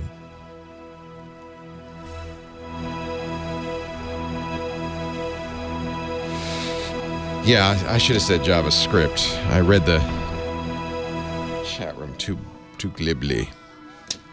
Hey, can I talk about one of our sponsors? This actually is kind of apropos today. If, you do everything, I'm sure, in your business to protect yourself. You have intrusion detection and firewalls and all of that. But you know what the weak link in any business is? You can ask Sony Pictures Entertainment. The weak link is your employees. They got hacked because of a spear phishing attack, an email that was sent to a particular employee that was crafted by the bad guys. We think it was North Korea, right? The bad guys knew enough about the executive structure there that they could have it come from the boss. And it said, I need you to open this right away and fill it out and send it back to me. And it was spear phishing. And the bad guys got on the Sony network. They were able to sit there for 6 months looking at stuff, downloading movies before anybody detected them. Your employees are the weak link. That's why Prylock Security is something you ought to know about. They train your employees to be suspicious. Now, normally in real life, real people, we don't want to be suspicious. We don't want to be cynical. But in fact, that's the main thing you need to be to protect your business, is just a little bit suspicious of that email that's supposedly from the boss. Prylock offers best-of-breed security training for a lot less than a lot of other companies, but I took it, and it's good. They do a few things that are really, really great, and it's about 70% less than the other guys in the business. You can set it up, too. You don't need an IT guy to set it up. One-click setup. You create a full year's training, and I'll tell you why you want a year in a second. And it doesn't matter. 55,000 employees, it doesn't matter. It'll take you about a minute. Here's what you get. It starts off, and you don't tell your employees this, with a 3-day baseline phishing test. They will send phishing emails, harmless, but phishing emails to your employees, and record the results. Did they click on the link? Did they download a file? Did they fill in confidential information? It'll tell them, they'll do, and then it tells you, okay, 43% of your employees fell for this or whatever, right? So you now know, you have a baseline. So you know how at risk you are. Then they do this wonderful security awareness training, and I went through all of it. It was really good. I wanted to go through all of it to make sure everything they said was right on. It was. In fact, Dan from Prylock told me, well, actually, we incorporate a lot of the things you say into the training, so that's why I like it. Actually, a hacker takes over the training, which is fun. And what they're doing is they're teaching your employees not only the things to look for, but it can't be just rule-based. They have to understand why bad guys are trying to get into the system and what the psychology is that they'll use. You even get to design phishing emails yourself in this training. So it really helps you understand how this works. There is a 10-question final assessment. That's for compliance. Many compliance mandates require that. And then after the training, it schedules and runs 24 additional random tests, phishing tests throughout the year. So you've got the baseline, you've got the training, and then it keeps testing your employees roughly twice a month for a year with phishing emails to see if they bite. You get, by the way, anybody who bites automatically gets enrolled in specific training videos specific to that to reinforce what they've learned. I can go on and on. This is so good. You'll learn a lot about your risks, and it will help you protect your business. 1-year security programs for companies as small as 25 employees, $395. They also offer a single license gift card for mom or dad or grandparents or friends who will keep biting. 2 fish tests a month for a full year. Prylock, PRILOCK.com/twit, and 30% off when you use my name, Leo. PRILOCK, Prylock.com/twit. Use Leo for 30% off. Leo Laporte, the tech guy. 8888. Ask Leo, the phone number. Back to the phones we go. Line 3, JT, Irvine, California. Hello, JT. Hey, Leo. How's it going, man? It's going great. I hope you're surviving the smoke and fires. What a mess we got here, huh? I know. How's it there? How's the air quality? 162. I have so one of the fun things on my Apple Watch is it has an air quality index, so I can see 162. You don't want to go outside. Wow, it's pretty nasty. Yeah, it's been that way for now a week, and it's just. This is nothing. I feel terrible for the people who've lost their homes. Many have lost lives and loved ones. It's terrible. Absolutely, that's so sad. Yeah, stay safe, man. You too. What can I do for you? Yeah, thank you. Hey, before I ask my question real quick, on the Rotimatic, you're talking about it. I heard you. Are you from India? I detect a little accent. Yes, sir, I am. So your roti. Yep. So I actually want. I mean, I've been looking at it for a while, but it's way too expensive. It's like $1,000, right? This is a automatic roti maker, which is a delicious flatbread from India. Exactly. So I actually hope that I get to hear a review from you. So no, stop it, JT. So, have you ever made papadam or naan or a roti yourself? Oh yeah, we make it all the time. Yeah, but it's a lot of work. It's so much work. Well, it's the dough. You have to knead it and let it rise and all that stuff. But then I just cook it in a frying pan. It puffs up. It's delicious. It's better that it's a lot of work. Let me put it that way. If it's too easy, you're going to have it all the time. Exactly. Oh, it's all right, so cool. good. Hey, so I have a question regarding I'm traveling internationally next week. Actually, for Thanksgiving, we are going to Australia for a week. Oh, how fun! You're going to love it. Oh. Yep, thank you. So we were wondering, I'm going to need data connection to travel, get an Uber right away from the airport. Do you have suggestions? Should I get a local SIM when I land? Should I look at Google Fi? I don't know if it works in Australia. Fi does work in Australia. T-Mobile also works in Australia. Both of them offer no cost or no additional cost, slower access. I've used Fi and T-Mobile all over the world, and it's really nice. It's not as fast as it is at home, although you can, with T-Mobile, buy a faster pass, a day pass, if you need more bandwidth. But what I've found, and this will certainly be true in Australia, is that your hotel, many of the places you go will have fast Wi-Fi. But what you want is when you're like walking down the street and lost, you want to be able to pull up a map. And it's not going to pull up as fast as it does at home, but having that data is huge. Right. So are you saying that Project Fi or Google Fi is not as fast? T-Mobile's the slowest. Fi seems to be pretty quick. And Fi, the way both of them work the same way. You get charged for the U.S. rate for your data, basically. Got it. Yeah. Who do you have right now? I have a T-Mobile connection, okay. But I don't have the global plan, I don't think. You don't need to. The global plan will give you slightly faster at, I think, $20 a month or $25 a month, and I did do that. But you don't need that to take advantage of basically global service, but it's 2G. They say 2G speed. What I found is it varies wildly. Some countries, it's not 2G. In Japan, it was pretty fast. And I don't know what it'll be like in Australia. But as I said, what will happen as soon as you get to Australia, T-Mobile will pop up saying, hey, congratulations, you're using T-Mobile, so you don't have to pay for data at 2G speeds. But if you want to give us, I can't remember what it was, $30 a day, we'll make it really fast. And you can, actually, it's not by day, it's by bandwidth. So you can buy a packet of bandwidth. So it's kind of, if you need faster, you can do that. And is Project Fi 3G or 4G in Sydney? I don't know in Sydney. My experience as I've traveled around is that Fi is generally a little bit faster. My guess is it's still riding on T-Mobile, so it may not be so different. I almost always carry both a T-Mobile and a Fi phone with me. And as I've traveled, and this year it was Japan and Western Europe, I found it to be both pretty fast and pretty usable. I felt like I had brought with me a device, that gives you Wi-Fi local access, and the Skyroam Solus, and I found that I rarely used it. I didn't need it, and in fact, I've discontinued my Skyroam subscription because I found T-Mobile and Google Fi more than fast enough. I think they're fast enough. I think let me see here. Here's somebody's just put in our chat room a Reddit thread on using experience using Fi in Australia. So let's see.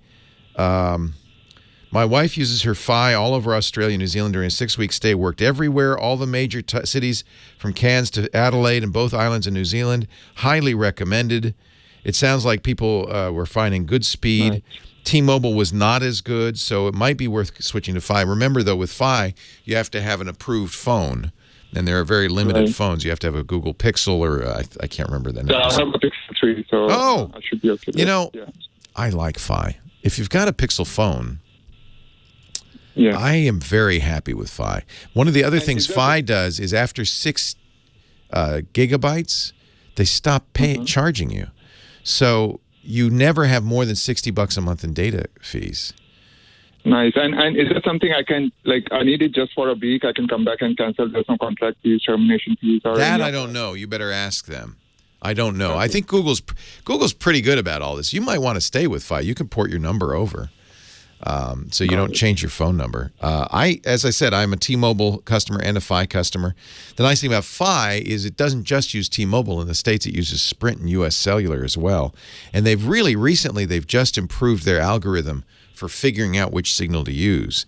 So it's, I think, potentially going to work a little bit better. I've been very happy with Fi, and I love it that they put a cap on it. So after 6 gigabytes, $60, that's it. You're not going to have to pay more. And it doesn't throttle it, I think, till 50 gigabytes. So you have a pretty good, hefty amount of data you can use. I use it for hotspotting as well. There's no extra charge for that. So if you've got a Pixel phone, then Google's Fi is probably a good way to go. They're what we call an MVNO. I know you know this, a mobile virtual network operator. So they lease service from other operators. But I think Google really, the reason Google does these things, I think often, is just to show the world it could be better. You don't have to suffer like this. It could be better. It's the same reason I thought that they did gigabit internet service. And it worked. In the cities where Google put their gigabit internet, Comcast, Verizon, and others stepped up. Said, okay, all right, we'll lower the price. Gosh, darn it. Darn you, Google. Remember, Google's biggest interest is getting you to use the internet more. That's how they make their money, really. They may sell phones, they may sell tablets, they may sell other things, but really they make their money in advertising. And you see more Google advertising if you use more internet. That's their strongest interest. So I think in that respect, Fi is a pretty good deal. Some people are worried about, privacy. It doesn't bother me. Google already knows everything about me. What more could they learn, right? Have a great trip. You're going to have fun. I love Australia. Sydney's a wonderful city. You're going to have a great time. Yep, looking forward to it. Hey, thanks, JT. So much. All right, and the air's probably clear down there, too. I'm tempted. Leo Laporte, the tech guy. More calls. And Johnny Jack coming up.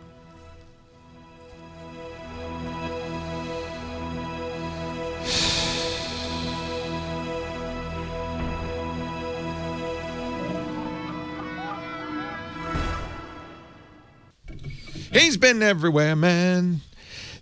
Johnny Jet, our traveling guru, is here. And I love Johnny Jet, who wisely has gotten out of Southern California to breathe the air in Connecticut, where it's snowing. No, it snowed a couple days ago, and there's still some snow on the ground. It rained after, I guess, but we got in late last night.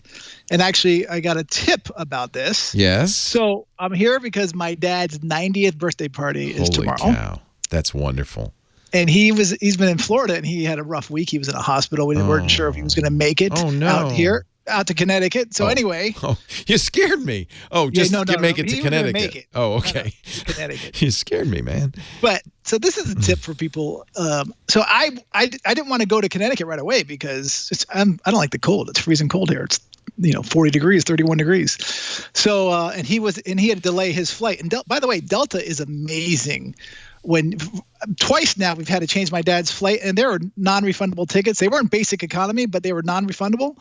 And they just call up, they ask for the hospital's name, and they're like, "Oh my God, please give your dad a hug. We'll change his ticket, no problem." And so then on the flip side, I wanted to change my ticket because I didn't need to be here so soon. But I was on American Airlines, and they're sticklers, and they're not going to change it for anything. But the tip is always look for an alert. So a lot of times there's travel alerts, and it's usually on their homepage of the website. So for just my period, there's an alert actually right now for Southern California because of the fires. Right. And there was an alert there was a big East Coast storm on Thursday. So I had two different waivers I could have used, and I just said, hey, I called them up. Actually, United usually does theirs first, so it's always a good idea to kind of check out United's site. And then I called American and say, well, the waivers haven't gone in effect yet. I knew they would, but they're lagging. So you got to keep calling back or just keep looking at their website or their app.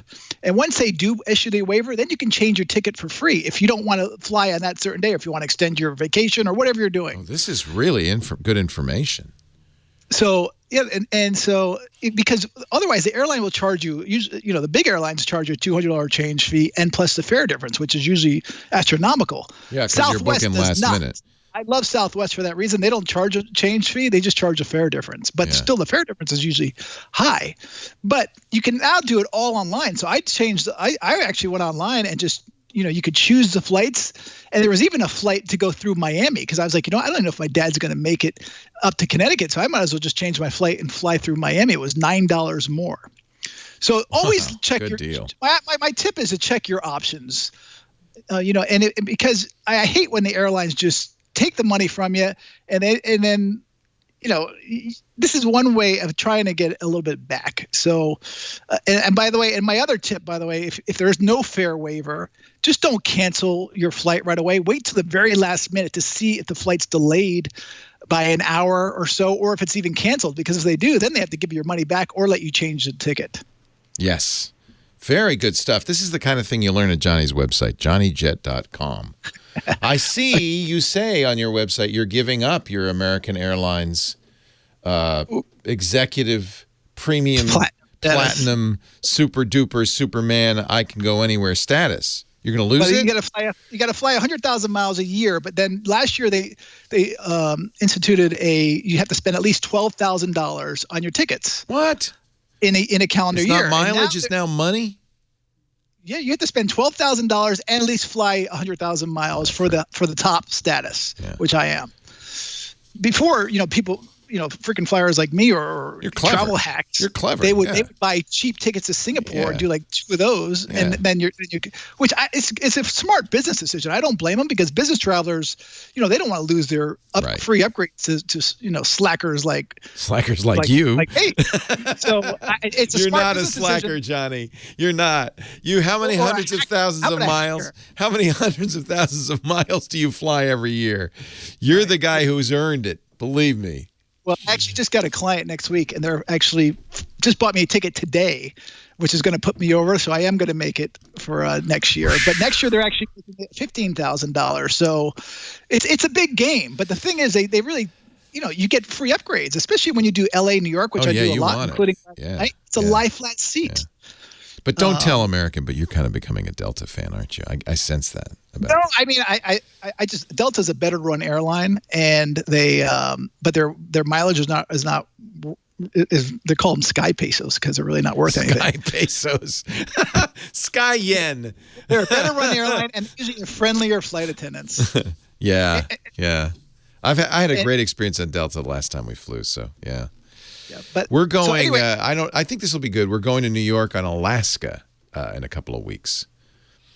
Well, if the problem with Alaska, I love Alaska. I have a monthly column in their in-flight magazine. Well, that's a reason to go. If you're up front, they don't have lie flat seats like American, Delta, and United. It's a 5-hour flight. I'm not going to sleep on a cross-country flight. Well, we were in coach last night, but I'm just saying. I know you like to fly up front. I like to, but I'm not going to. Who does? Not gonna, because it's just across the country. I only sit up front if it's like a 12-hour flight. Then I splurge, and that is a heck of a splurge, by the way. Well, we're going back to California next week, and American was charging as much as JetBlue was for first class. American was charging as much for coach as JetBlue was for first class. Wow! So I was like, that makes no sense. And I like JetBlue first class. That Mint is nice. Yeah, so we bought Mint. Go Mint. I'm going Mint, baby. Go Mint. Do you have an app for us, sir? I do. I have a website, and because you were talking about this air quality, which was really bad in LA, holy cow. This is called airnow.gov. Airnow.gov. So I don't know if this is where you were getting those stats that you were talking about in the last segment, but this is the Air Quality Index, AQI, and it tells you how clean or polluted your outdoor air is or where you're going in the U.S. And the data is collected using federal reference or equivalent monitoring techniques, and it's real-time maps. The data is displayed after the end of each hour, they say.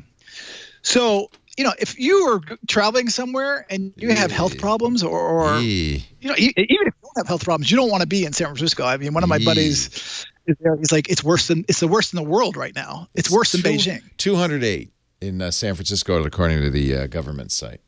And and how about to your watch? Is it accurate to what your watch is? No, my watch is much lower, and I've been See, it's funny because when I first got this Apple Watch, I saw this AQI on here. I said, what is that? And it's air quality index. And I thought, well, I'll never use that. I'm not living in Beijing. And then I immediately put the thing on my watch, but now I realize it's underestimating. The one that the chat room liked is called Purple Air at purpleair.com. But Purple Air, and that's roughly the same as the government one. So I think they're very similar. But boy, 200. It says it's 208 here. The Apple Watch says 162. That's a big difference. 208, even healthy people will suffer. And is the watch doing what's outside or what's or no? The watch doesn't have a measurement. It's just pulling it from probably from Weather Underground. It's the same number as Weather Underground. Yeah. Okay. Yeah. And before we go, there's some really good airfares right now. United, San Francisco to Papeete, Tahiti, $550 round trip. I bet the air's clear there. Very Tahiti, clear. Let's go. We're going. They're competing with French B, but you might want to check Priceline. It's cheaper than looking at Google Flights. Also, Qantas has a crazy sale, and Virgin Australia to Australia, $655 LA Brisbane round trip. It's summertime in Australia. Let's all go. It is from Philadelphia. You can go on United, $724 round trip. Nice. And San Francisco, an American, $619 round trip to Auckland. I mean, these are times that you want to go. Even New York has a deal, $724. These are the times that try men's souls. I'm stuck here for Thanksgiving. Yeah, I heard your last caller is going to go. JohnnyJet.com is his website. Twitter at JohnnyJet. Instagram JohnnyJet. And we will talk again soon. Thank you, Johnny. Leo Laporte, the tech guy. Oh, man. I'm scared now. Asha was saying, I think she's right. It's claustrophobic. You feel like... I can't, and there's nothing you can do. You can't go outside. Yeah. It's terrible. Right. I did hear. I've been wearing masks, and that doesn't help at all. I got the N95 filter mask. That doesn't do nothing. Basically, I think we need to just leave. Leo Laporte, the tech guy. 8888, ask Leo, the phone number. Eileen on the line from Upland, California. Hi, Eileen. Hi, Leo. I am thrilled to be able to talk to you. Oh, well, I'm thrilled to talk to you. What can I do for you? Thank you. Hey. Okay, here is my complication. We bought a Bose SoundTouch 300, and it has to be connected to the digital out. And we also have a Steinhauser RF-175 headphones because my husband doesn't hear well. And we had to buy an optical splitter to make all this work. Yeah. And it worked beautifully for about a month. Oh. And now the headphones will no longer work. All we get is a real fuzzy sound. So Sennheiser says, oh, you must have had a power surge. You need to do an internal reset, which we did. Still doesn't work. Their next suggestion was hook it up to a computer and see if it works, and it did. Oh, that's good news. That's a good test. Right. So we know the headphones are fine. Right. It's just something about the interface. Yes. And I guess my question might be, can that little digital splitter or whatever I bought, could that go bad in a month's time? Yeah. Well, and it could be from a power surge too. Yeah, absolutely. So you don't have a headphone jack on the TV? Nothing happens when you hook it up to the headphone jack. Oh, that's interesting. Yeah, I tried all these different configurations. That's interesting. Yeah. It may be, and I wouldn't be surprised to see this, that in order for the headphone jack to work, you have to go into the TV's audio settings and say, don't go out through the speakers, don't go out through the optical, go out through the headphone. That wouldn't be a good solution for you because then the sound bar would stop working. Right. But I'm surprised that the headphone jack doesn't work because if it does have one, most modern TVs no longer have headphone jacks. It does have a headphone jack. So if it does have one, I would investigate in the menu of the TV to see if there's a way to enable that. Unfortunately, when I've gone into settings and gone into the audio portion, there's no such thing. Huh. I wonder, how old's the TV? It's a Sony Bravia, and I don't know. Huh. Over 5 years. Yeah, they haven't, the Bravia, yeah. It's odd, because that would be the easiest solution. If you could get the optical out and the headphone out to work at the same time, that would be perfect. You'd be done. Yes. Otherwise, I understand what you're doing. You have almost all TVs now, because of soundbars, have optical out. That is the best way, by the way, to get sound into a system, because the optical's digital. And so the TV's not doing the analog or the digital to analog conversion. The soundbar's doing it. So that's what that little box you got does. So the TV outputs bits, digital bits. And you need a DAC, a digital to analog converter, for the headphones to work, because the headphone doesn't understand bits. It needs an analog signal. That's what comes out of the headphone jack, by the way. So you bought a splitter that takes the digital light beams coming out of the TV, sends the light beams onto the Bose, but then also has a headphone jack that you can plug the headphones into. Is that right? Yeah. Yes, exactly. It's a digital audio decoder to analog. So another way to, okay. So it has one input, the optical input, and then it has two outputs, optical and analog? I think so. Yeah, that would be a splitter. I'm surprised the Bose doesn't have a headphone jack or something like that. No, it doesn't. That's the downside, right? Yeah. And the Bose will only accept optical into it. Yes, exactly. Okay. Yeah, to me, it sounds like the splitter has failed. Was it really expensive? No, it was like $20. Yeah, there you go. How much should I be paying? And which one would you recommend if that's my next? Yeah, I would go to monoprice.com. What I like about Monoprice is they sell the same quality gear as other places, but they don't mark it up like crazy. You know, they don't say, well, this is made of solid gold, so you're going to pay 10 times more. So digital to analog splitter. Let me just see what they $20 is pretty cheap. Did you get it on Amazon? Yes. Yeah. It may be that so theirs isn't too expensive either. So you could get another one. They make these in China. They crank them out, and it could very well be there was something gone wrong with it. It's interesting. So when you say it sounds muddy, no, it doesn't sound you don't get anything. We just get static. You get yes. Okay, that's interesting. That may be. I presume the splitter doesn't have any settings. Right. Okay. Because sometimes that's something like it's misunderstanding the bit rate, or it's got there's encoding coming out of your TV. It wouldn't understand that, things like that.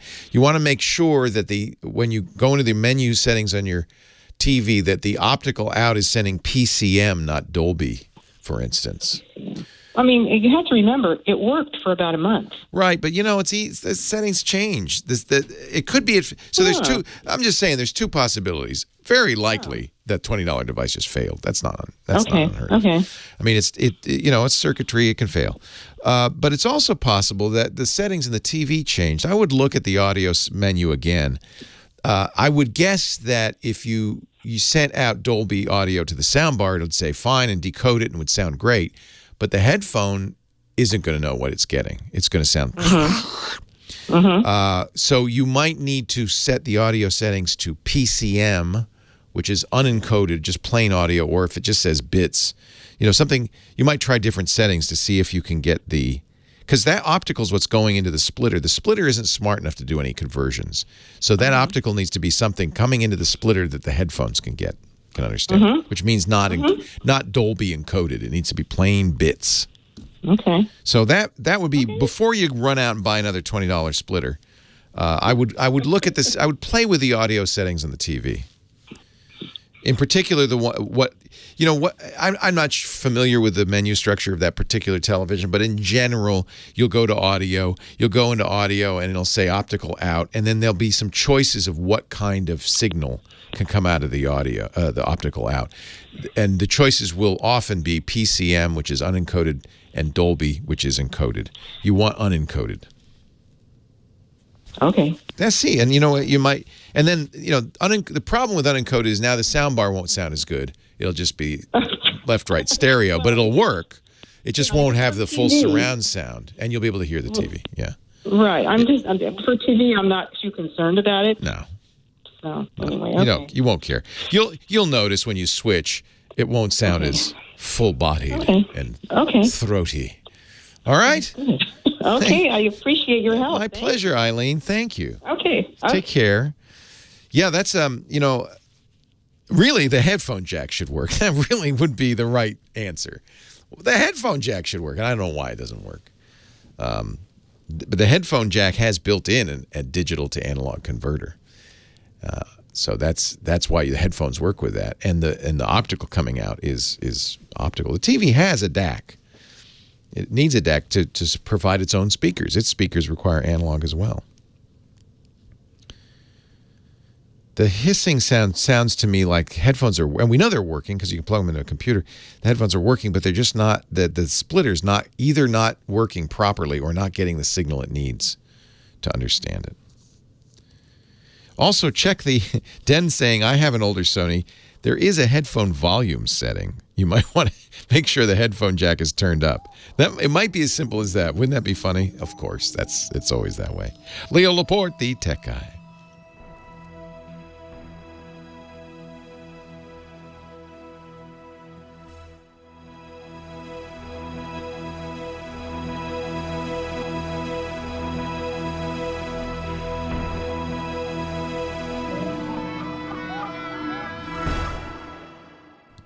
Our show today brought to you by our podcast today, brought to you by Rocket Mortgage from Quicken Loans, #1 lender in the country.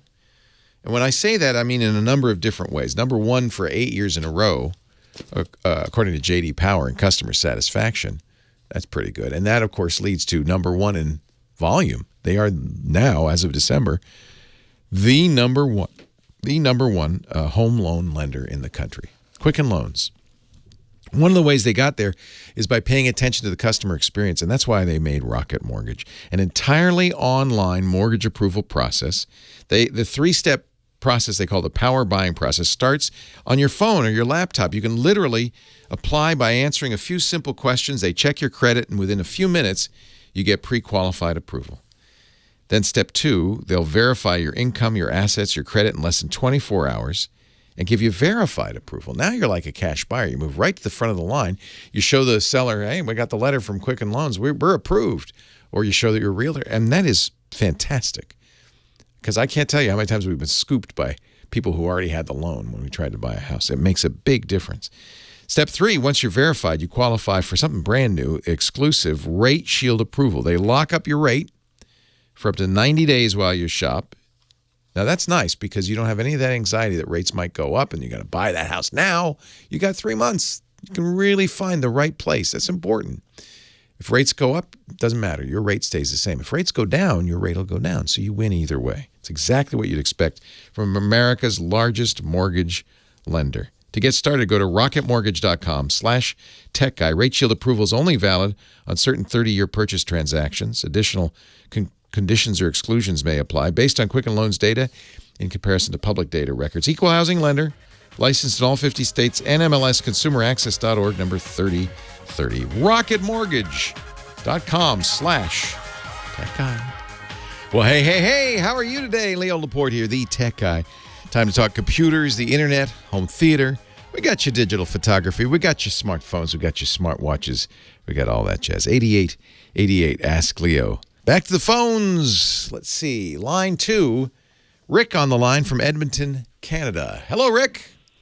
Hi, Leo. How you doing? I'm well. How are you? I'm great. Well, we had the smoke here last summer, so I understand what you're going through. Did you have fires on the plains there? No, in BC. In BC? They all really? West. Yeah, wow. Yeah. BC was on fire basically all summer. I don't remember that. That's terrible. BC's so beautiful. I'm sorry. And of course, they blew your way. Naturally. Yeah, exactly. Yeah. Exactly. Else? Right. What else are they going to do? For sure. Yeah. I have a Drobo issue I wanted to ask you about. Okay. About 10 years ago, probably on your recommendation, I bought my first Drobo, a Gen 1. Yep. And it's still working, believe it or not. And then I bought a Gen 2.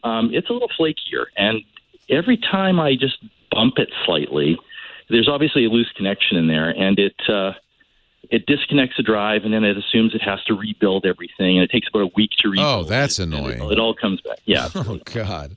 So I obviously need to replace that. But I also realize that a Drobo is like a single point of failure, or any device like this, right? That's right. Like, so when the box dies, everything's gone. That's right. Okay, Now, Drobo, do you have a multi-drive Drobo? You must. Yeah, a 4-bay. So the way that Drobo solves it, it's RAID. They call it Beyond RAID. And I should mention, Drobo has been a sponsor for many years. They aren't currently, but they have been for many years. And I have a lot of Drobo devices. So their Beyond RAID has redundancy. So if one drive fails, it does what you just talked about. It rebuilds, and that way you don't lose any data. So it is not exactly a single point of failure, but it's a single point of failure in the way that any single backup is. One backup is not enough. In fact, and it's so common that people say, oh, I've backed it up and then delete the original, and then they don't even have a backup. They have they have one copy. So you really should have more than two copies. You should have an original, the backup, and maybe another backup. Exactly, and that's what I've been working on. There's a lot of data. It's all my media centers. There's a lot of data, and I'm working away at that. But it's working, and I'll have a good backup for sure. And two backups, actually. I'm going to back up online, too. So that'll all be good. But I'd like to replace this box, and I'm just wondering, are there alternatives to Drobo that still allow you to use different size drives and do the same kinds of things it does? Yeah, this is where Drobo really kind of changed the world. The notion of a multi-drive enclosure that used RAID or some sort of similar technology for data redundancy predates Drobo.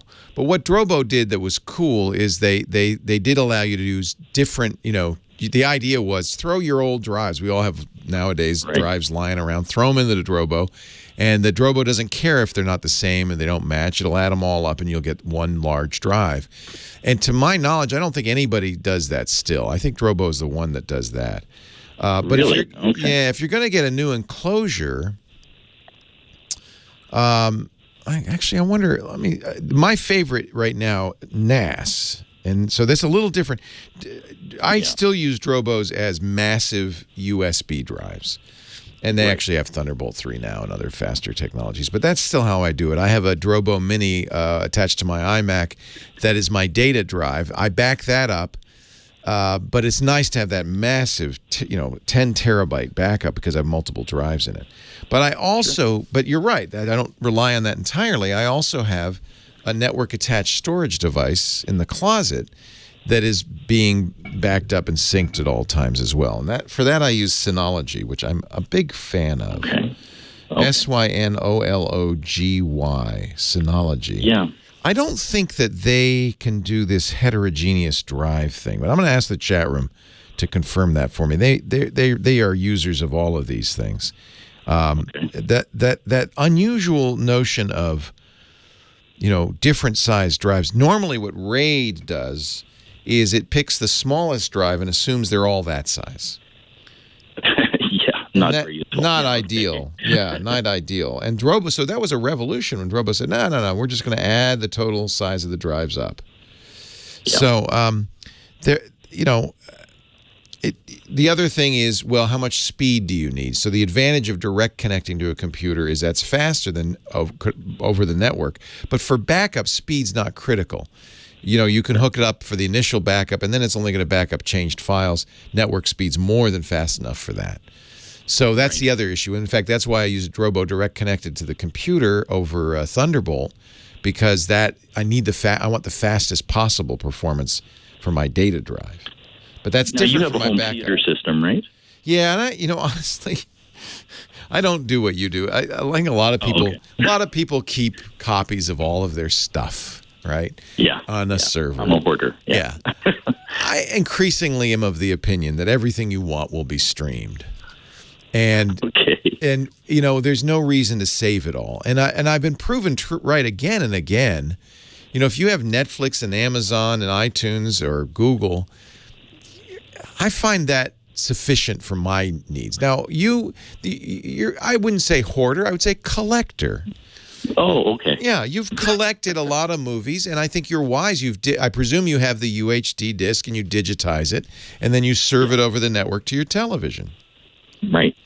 I think that's I understand why people would. Do you use Plex for that? I'm just in the process of setting up Plex. I was just using a Mac Mini tied into the drive, and it's worked fine. Yeah, that's fine. Then you're using Apple's media streaming server for that. But, Plex is a little more flexible and has some kind of cool interface features. But I just, so you have a media jukebox. Yeah. And I think times are changing, honestly. I don't know if people are doing that. I'm a dinosaur. Well, yeah. Okay. So, and you'll see why, because it's expensive.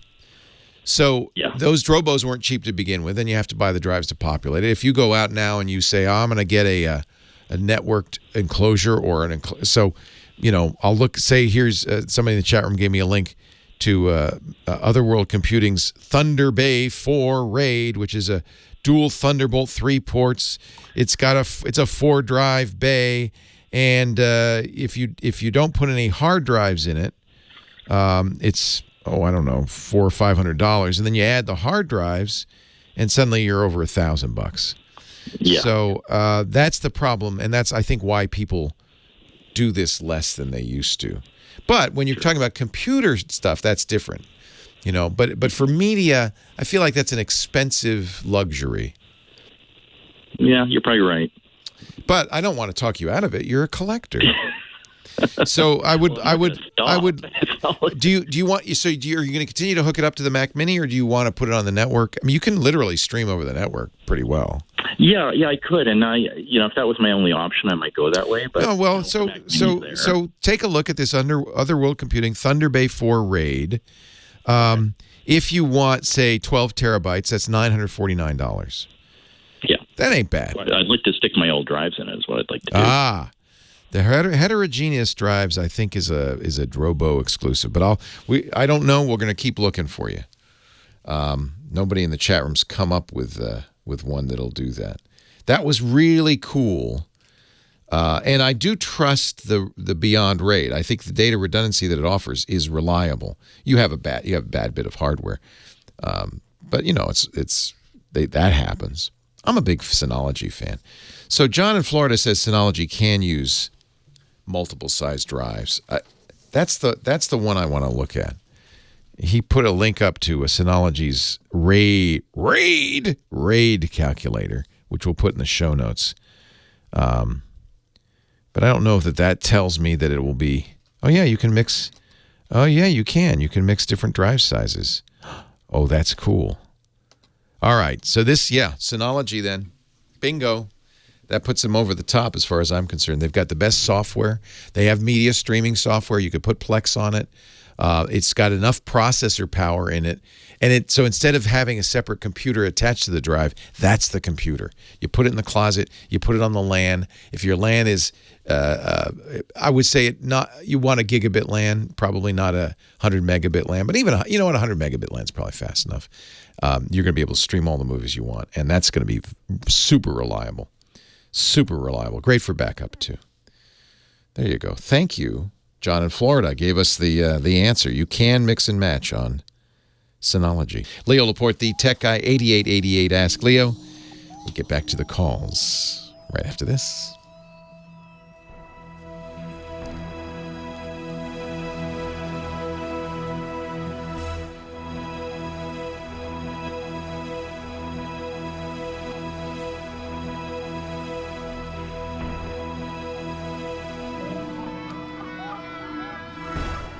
So that's good to know. That's good that Synology. It makes sense. Synology would have figured that out. That makes a lot of sense. Leo Laporte, the tech guy. I live where the streets have no name. 8888 Ask Leo, the phone number. I do have a phone number. Yes. Kathleen, Huntington Beach, California. Hello, Kathleen. Hey, Leo, big fan. Thank you. I appreciate it. It's beautiful in Huntington Beach. The air is very clear by the ocean. I'm on my way down. We are over 200 in the air quality index now. I can't imagine. I'm 60. Horrible. I have a question that's been driving me crazy. I do design work and staging and organizing, and I take a before and after picture of my clients' houses or whatever.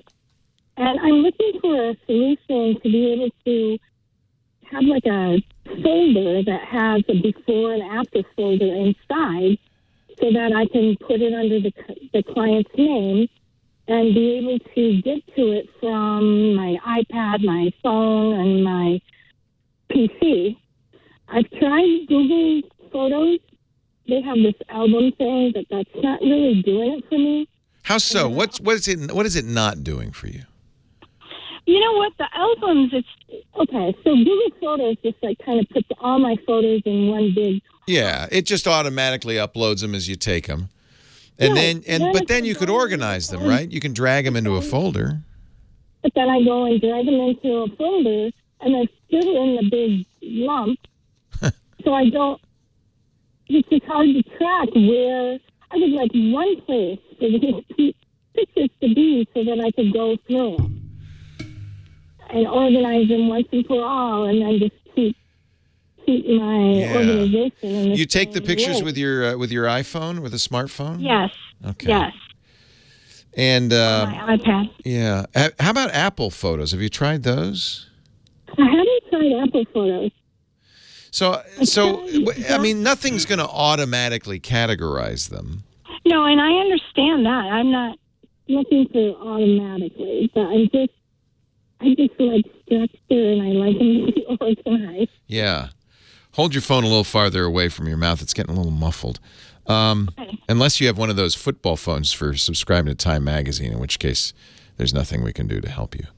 I don't think so. Are you on your iPhone? Yes. Yeah. Sometimes with the iPhone, I found this. My daughter, I'm talking to her, she said, Dad, you're muffled. And it's because I've got the thing, I don't know what it is, but there's something about the iPhone. It's easy to muffle it. I don't know why. It must be where the mic is. That's just a natural place to hold it. But you see, as Steve Jobs famously said, you're holding it wrong. Oh. So let me think. That's right. Yeah. So what you're talking about is essentially a problem in, get ready for the big word, taxonomy. And the idea, and this is why you keep seeing everywhere we go these days, we see tags. You can add tags to your photos. Photos don't have any textual information. So to categorize them, I mean, at best you can do it by date maybe, or geographic location. But really, that's not very useful for what you want to do. So we have to add information to the photo to help us sort them and find them. So one thing you can do is use taxonomic information, tags, maybe tag it by client name, and then you wouldn't even need folders. You just do a search for a client name. And now you could even use a tag before and a tag after. And I think both Google Photos and Apple Photos would work that way. But since are you using a Mac as well? No, I have a PC. See, that's why I can't recommend Apple Photos, because it only works on Apple devices. Oh, bummer. So you were right to initially say, oh, maybe what I need is Google Photos. Let me look at the text. I used to work on a really high-end desktop publishing. Yeah, you're used to fancy stuff. Yeah. Yeah, but it's just nothing. I'm driving myself crazy looking for a solution. Well, one thing you can do with Google Photos, if you have an image, you can then go in, and you can do this on the iPhone as you're doing it. As you're looking at the image, there's a place to look at the info. It's actually that 3-dot menu in the upper right-hand corner. It says info. Right. And at that point, you can add a description. So you could say, in the description, and the descriptions are searchable. So you could then in the description say, this is for, HR Brubaker before, HR Brubaker afterwards. And by doing that, then you could search for those particular tags, and that information would work. For the point of view of photos, they had a program. It's sad. They had a program that was very good to do exactly what you want to do, called Picasa. And I know I can hear. Oh, Yeah, they bought it and then killed it. I know. What was up with that? Yeah, because that exact. I think so. That's the kind of thing you're looking for, isn't it? I am so visual. I want. Yes, I understand now. Yeah, well, Google would say, well, everything you do with Picasa, you can do with Google Photos. But I would add, just not as easily, not as intuitively. So it's a little bit disappointing.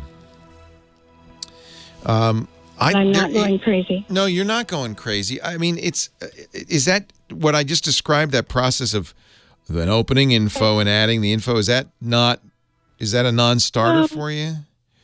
I mean, I'm in document management, so I've always understood that with scanning and paperless. Yeah, I just wish. Yeah, so you understand that issue of taxonomy. It's just because photos don't have any, text information. It's not, you can't search for them.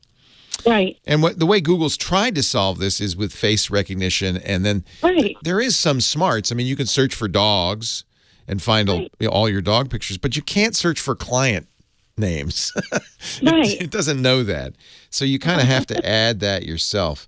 We're going to put, the chat room's coming up with a number of good articles on getting the most out of Google Photos that might give you some clues.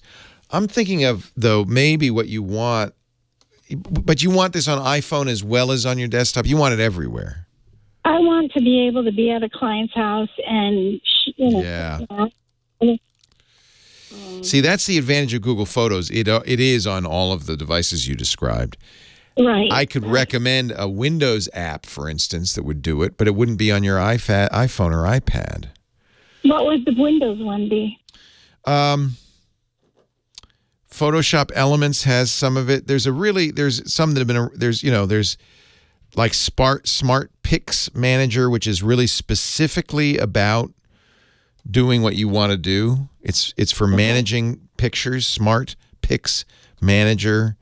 But the problem is you do all that organization and you wouldn't have it on your phone. You'd only have it on your desktop. Yeah, that sucks. Yeah. So I'm trying to, there's ACDC and stuff like that. So I think Smart Pics Manager is the closest to what you want. It allows you to, it's $40, I think. The other way to do it that would work everywhere is to use a photo sharing site like Flickr or Facebook or something like that. Right, which I do that too, but it's just if there's a developer listening or something, I'm hoping that somebody's going to develop something. Well, tell me what would be the feature, given that we know you could do this in Google Photos is just too much trouble, what would make it more suitable for you? Well, I would like to have a cabinet, and then in that cabinet, I would like to have different file folders. And in those file folders, I would like to have a before and after. And so then I could just name the file folder by the client's name and date, and then the drawer would just be clients. So it's essentially just an organizational, it's a folder structure. Yes, exactly. So I could mimic what I'm doing hard copy, basically. Yeah. Yeah, I mean, you could even do that. I think the best way to do it would be in Google Photos. It doesn't. Okay. Yeah, I mean, I know that it may not be as convenient or as intuitive, but that's all of that stuff it will do. Well, sometimes I'll go in and I'll organize them like that, I think, and then I go back in and they're in the big burst of them, and so I'm like, well, did I get all those photos in here? And yeah. So that's interesting. I mean, the nice thing about having it turned on your iPhone is it's automatically backing it up as you take them. Right. And so it's there. And then I think you could go and maybe do it on the desktop at photos.google.com. It might be more intuitive to do it that way. Okay. And then that organization will show up everywhere, including on your iPhone. Okay. Well, I'll definitely try that. Give that a try. Yeah. Okay. I really apprate it. My I love pleasure. you. Thank you for listening. Nice to talk to you, All Kathleen. right. Don't breathe too hard. Oh, man. Have a good one. Bye-bye. Okay, you too. Bye. Leo Laporte, the tech guy. I spent a little more time talking to Kathleen. And it really is an organizational thing. And the problem is that Google really thinks that artificial intelligence can solve this problem. And of course they do. They're Google, right? That's what you'd expect Google to think. And Kathleen thinks that she can solve this problem if you would just give her the proper tools. And this is really kind of in a way a microcosm of a really much larger debate that's going on right now in technology, which is the humans have a way we think and work and live, and we kind of real world get it. But it's not how computers think and work and live. And I used to say this, a human should not have to adapt themselves to the machine. The machine should adapt itself to us. Well, I've given up on that. I think a lot of people thought that. Remember when Apple, everything had green felt and looked like the real world? Apple was kind of saying, no, see, it's going to be just like the real world. The concept of folders, for instance, it's just like the real world, right? I mean, it's a file folder. You put stuff in there. And so a lot of software like Picasa was designed that way, designed to mimic the way we work. But the truth is computers aren't very good at that. And computer software designers and companies like Google, every company, is starting to say, well, really would be better if you'd abandon those old physical world constructs and just stop thinking like an ape and start thinking like a machine. Because it's much better if you just let go and let Google. Just let us do it all. We'll sort it for you. The problem is this knowledge transfer, because while Google does know what a dog looks like, and Google Photos can find your pictures of dogs in Paris and rainy days, it doesn't know what Kathleen's clients' images look like, and it doesn't know which is before and after. It has to be told.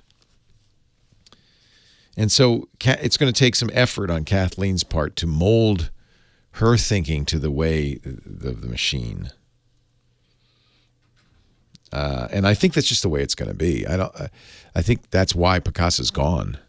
And these photo folder things. It's like the caller before it who said, "Well, I grew up in a world where you had physical media. You owned a book or a record or a DVD or a CD. You owned it. You had a physical thing. And if you wanted to watch it or listen to it, you put it in a machine and it played it, and you held it to your eyes and you looked at it. But that world is dying. The world of physical media. I know people get mad at me when I say it, but it's over. The friend I had who videotaped on his VHS recorder every episode of Cheers so that he would have it, and he literally had a closet full of VHS tapes. I feel bad for him because now it's all on Netflix, and you just push a button and it plays, and it's better quality, by the way, and there's no ads. So, we do have to. There are some things we're going to miss. I agree. I understand. You can't watch WKRP in Cincinnati anymore because they used real music at the radio station, and they don't have the license for any of that. So if you've ever wanted to see reruns of that show and Dr. Johnny Fever and the gang, and they can't because so they'd have to put fake music in instead, which would take all the fun out of it. But this is the way of the world. The world is changing. Let's see. I'm going to go back to the phones. I think that's what I'm going to do because I want to talk to you. Derek in Costa Mesa, California. Hi, Derek. Hey, Leo. I love you, man. You've done a great job. I've been a long-time listener. You made a really great show. Good job. Oh, thank you so much. I really appreciate that. So I want to create a Google account, and I do not want our techno overlords to know my personal information. and so right now I was trying to use... So you have to lie. You lie is the trick. Yeah, right. So I'm trying to use an app that disguises my phone number to produce a phone number for their phone verification. but that's not working. So I thought I'm going to go out and buy a burner cell Oh, my God. This is, by the way, you're going to see what amazing hoops you have to jump through to keep Google from knowing who you are.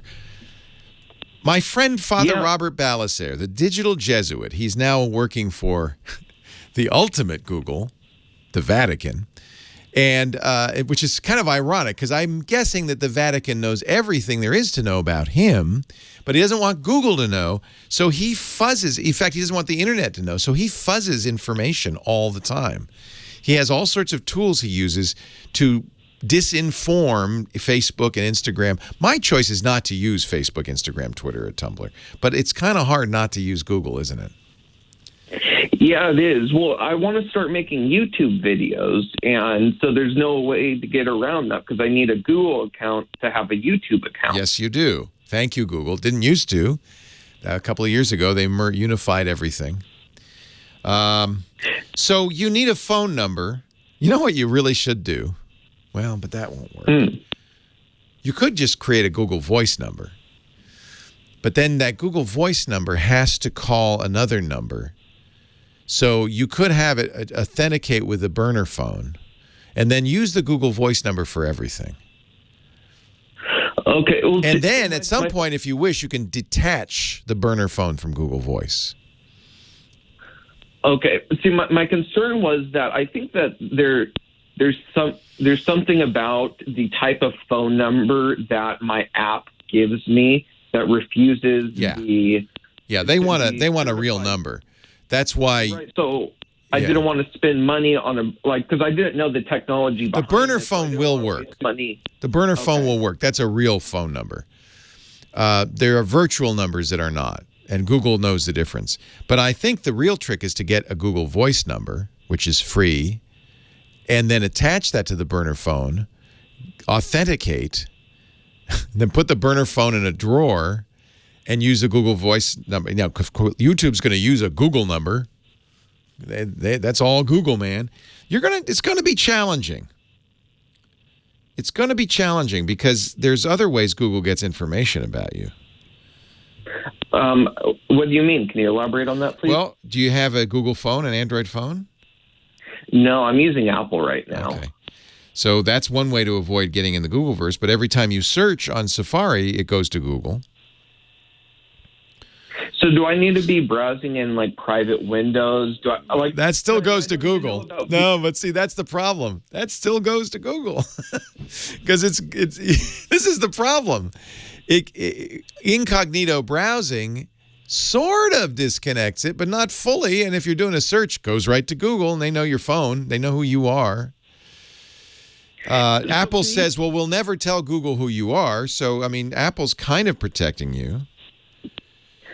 So can you talk about VPNs, Leo? Because I'm. Well, here's one thing I would do right now on your iPhone. 1.1.1.1. Go there in your browser. There's an app for Android and iOS. It comes from a company called Cloudflare. Now, you're trusting Cloudflare. So remember, the problem with the internet in general is you're going to trust somebody. You're going to trust Apple. You're going to trust Cloudflare. You have to pick who you trust and don't trust. And it's not easy to know, to be honest. But if you trust Cloudflare, you can put 1.1.1.1 on your Apple phone. It will turn on a permanent VPN in the sense that no one, your internet service provider, your mobile carrier, won't know what sites you're visiting. Leo Laporte, the tech guy. Do you have the box? Now that I have found my account, I want to talk about my new sponsor. Hey! I want to talk about Helix. The folks from Helix are in studio with me, which is nice. Helix, in fact, I just got my results. So let me tell you, first of all, what Helix is. Helix is, well, I'll show you. This is the gift that gives 100 times more. It's a DNA discovery kit. I did the National Geographic kit. This is the new Helix kit. Inside here is a little vial. All you have to do is spit into it. It's very easy. You mail it into them. You send in the saliva sample to the Helix lab. They get the test results. And then they've got your genome. Now, one thing that's different about Helix is they do the entire genome. They got it all. What is it called? The exome. Exome, it's called. It's a terabyte of data all about you. A terabyte. And they've got it all. Now, once they have it, you can unlock all sorts of stuff. So I did the National Geographic, which gives me access to ancestry information. It's the Geno. But let me log in. So here is the page. This is from the National Geographic one, but there's different ones, right? So what happens is, actually, we're going to send you to Helix, HELIX.com, and you're going to get 30% off for the holidays. So this is going to be a great deal. They're doing some really great holiday offers, too, on different things you can learn. For instance, I know a lot of women want to know their BRCA results for the risk for breast cancer. They can do that for you. And once you do Helix, they've got all the information. So I'm very happy to know that I am related to Napoleon, Petrarch, Charles Darwin, and Abraham Lincoln. My ancestry over the last 10,000 years, 35% Northwestern Europe. It might be deep ancestry. And by the way, they break it up to the maternal and the paternal line. My maternal haplogroup is very rare, 0.1%. I am one of a very few people. My hominin ancestry, modern human ancestors migrated through Eurasia. They met other hominin species and interbred. These cousin species, like Neanderthals, are now extinct, but we all have a little bit of it. I only have 1.5% Neanderthal, so I'm better than you. Or it may not be. I don't know. Actually, it turns out Neanderthal helps you resist cold, makes you more robust, stronger. There's some good things about having a Neanderthal genetic. Which one should I do here? Let's look at this. I just got these results, so you'll forgive me. I'm kind of squeeing over my results here. This is really cool. So this is the National Geographic stuff, but there's other things you can learn. For instance, you can improve your fitness routine. I'm going to do this right away. And right, I don't need to send in another sample, right? All I have to do is get the DNA Fit app, and then I go to helix.com, and I say I want the fitness information. It ties to the app. I use Lose It. Do you ever Lose It to count your calories? Who doesn't, right? Lose It, if you look, you can merge it in with your Helix account, and then it'll tell you what foods, genetically, what foods are good and bad to eat, genetically. I know, that's awesome. So this is the most useful genetic information you've ever got. This is less useful. This is just more fun. I am French. I knew it. It might have something to do with the name, Laporte, right? Your first reference population is French. Does that mean I'm mostly French? Second population, German. What? I didn't know that. My grandmother always said one of my ancestors was a Hessian soldier that fought against the United States in the Revolution. I never believed her, but maybe that's true. Maybe that's true. This is so cool. Here's the deal, 30% off. This is a very limited time holiday special through November 22nd only, so don't wait. You only have about 5 days to do this. Go to helix.com, get 30% off your Helix DNA kit. I can print the results. This is a unlike any other kind of genetic testing, by the way, you're going to get. You get more of the data, and you can find out more all the time. So I did Geno. Here's the Mayo Clinic Gene Guide, the food sensitivity, I'm doing this. How can I best lose weight? So now I can add this to my Lose It, right? And it will help me know what to eat. That's Lose It plus Embody DNA. How can I optimize my workouts? Oh, you know what I'm going to get for Lisa for Christmas? Because she's done Helix too. Which wines taste best? $47.99. And can I get a discount on this too? Yeah? Oh, you're good. Go to helix.com. You might want to buy them all. Once you do the first kit, right, everything then you can get, and you get a discount on it. So find out, what wine your palate likes. By the way, what I love about it is there's lots of information about the science. There's videos, there's explainers, there's articles. So you can always find out more about what is going on. And I think for kids, this is a great way to learn about genetics. There's a holiday gift guide on the site. Big savings on a number of these kits. I started with the Gino, which is $69.99. That's a great price. That's a really good price, 30% off. Helix.com. Then once you get that, you can decide whatever else you want to learn about. Entertainment. Oh. What? This is babies. What? See what the baby glimpse, wow. You can get a printout. Oh, I like this. See, this is a great gift. My gene, I could get it printed out. That's awesome. That's the data right there. Those are all the alleles, and that's wow. What a great gift. All right, so here's the deal. You got to get started by just go to Helix, HELIX.com.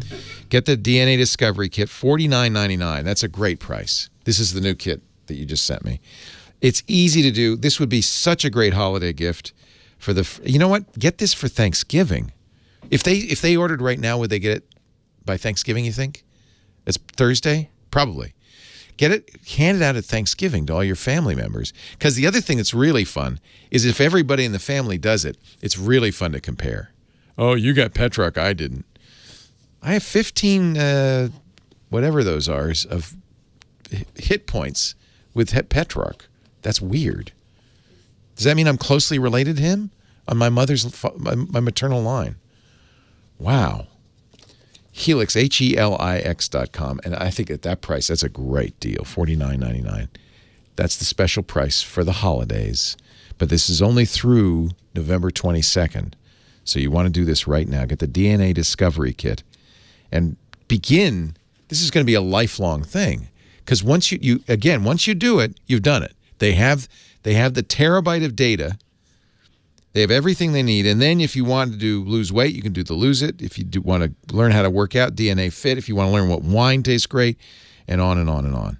You get access to the Helix store, 30 reports unlocking over 200 insights. Helix, HELIX.com.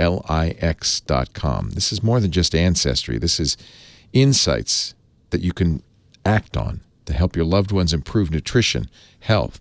Oh, Henry has sleeping issues. I can do sleep?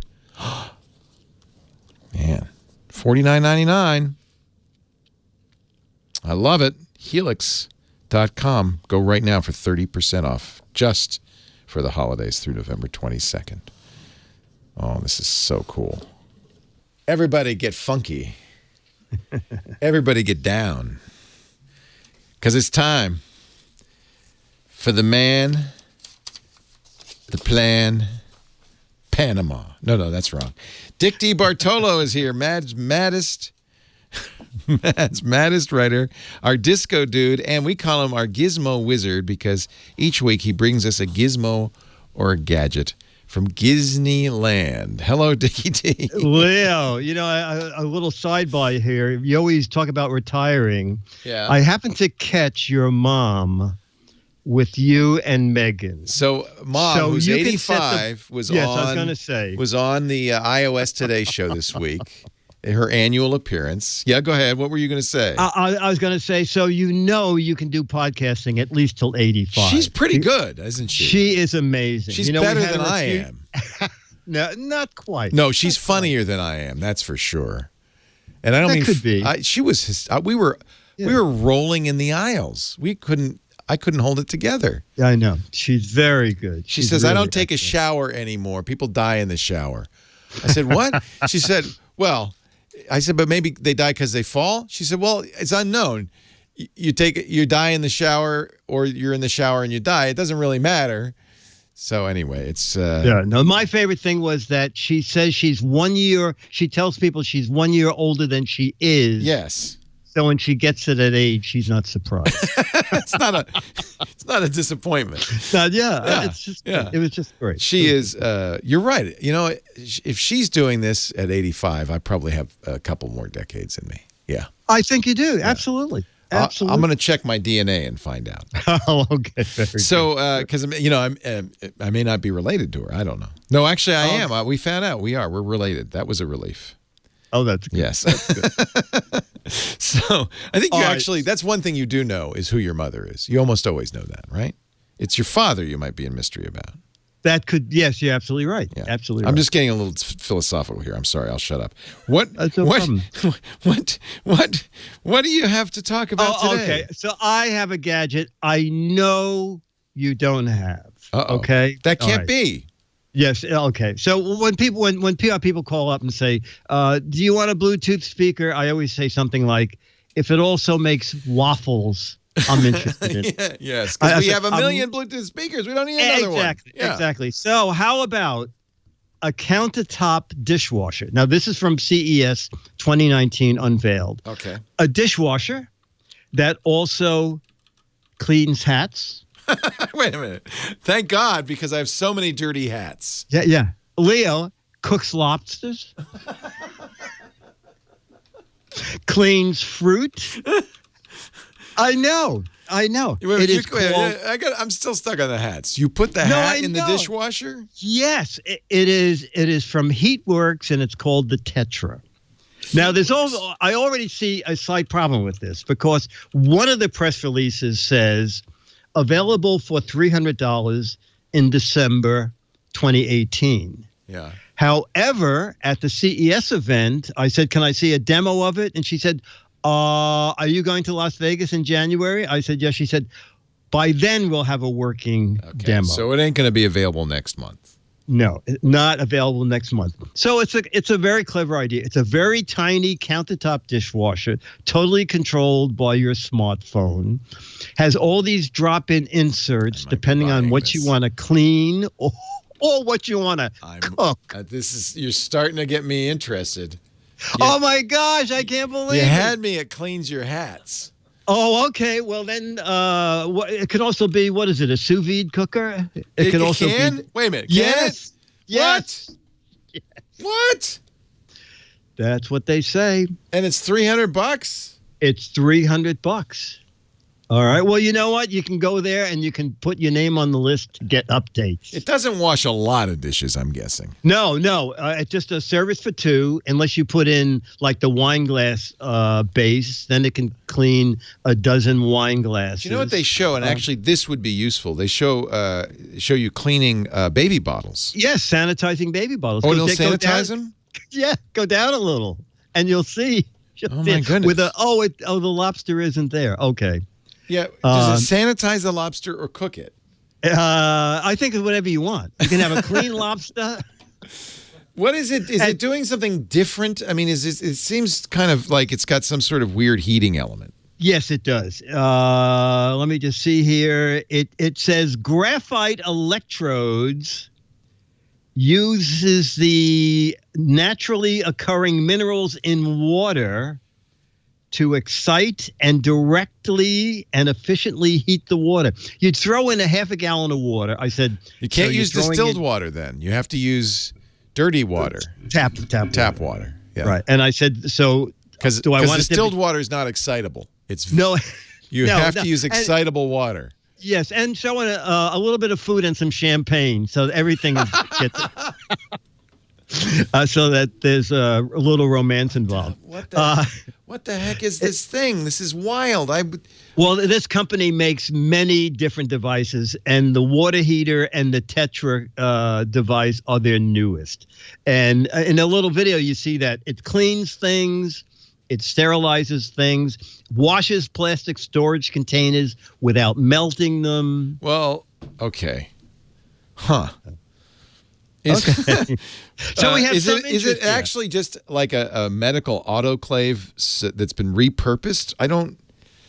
No. How does the water get to boiling? You know, I asked her. She said the water gets to whatever temperature it needs to get.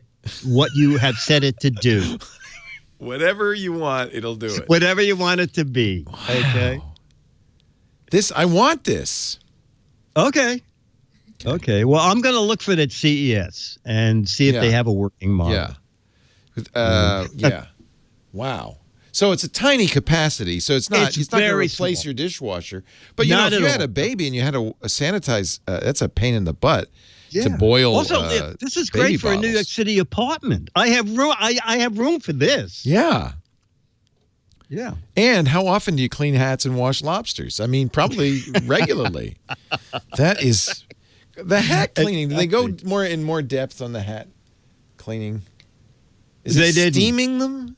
I don't know. Because I have, as you know, I have hundreds of hats. Oh my gosh, you would have that thing on your desk working 24/7.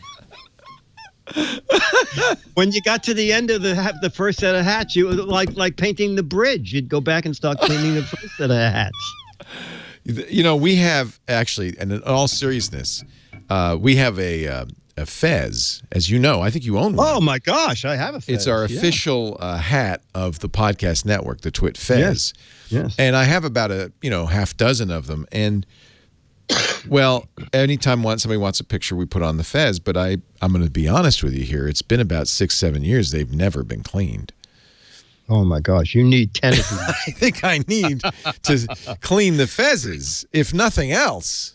Yeah, I think you get one with a silver dollar slot in it, and you say if you want a clean hat, get two choices for pictures. Yeah, we can use the fez as is, or for $1 more, you can have a clean fez. Yeah, 300 people, it's paid for. And then, can I sous vide lobster? Well, I can't believe it's a sous vide machine too.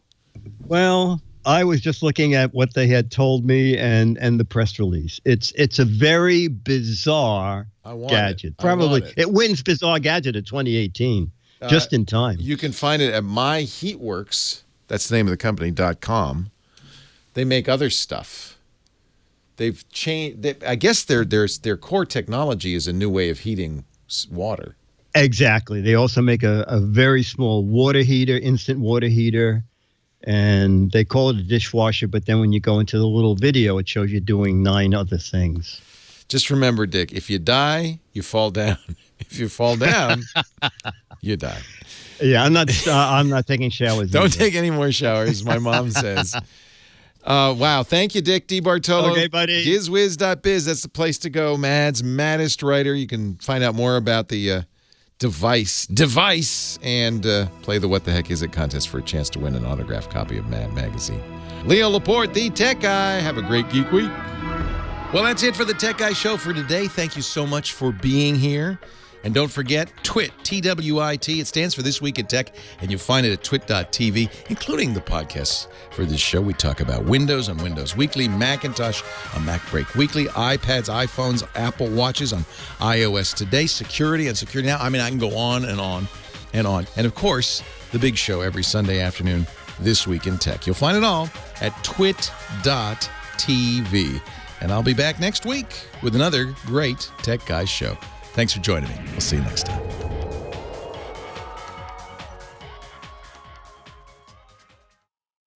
This is so cool. Oh, look. And I even get a little gift card in here. Yeah, there's a gift card that comes so that's going to, so I can pick another report. Mm-hmm. Oh, that's so neat. There's 2 of them? Yeah, because Henry has another kit. Oh. No, I'm going to do them all. Oh, good. Okay, cool. Let's look at this here. Getting started. So this explains, we sequence your DNA. Helix unlocks up to 100 times more data than your typical at-home DNA tests. So I've done other ones, but this is going to be a lot more information. After it's sequenced, we send your data to our trusted partner. Oh, by the way, I know some of you are worried about the privacy and security of this data.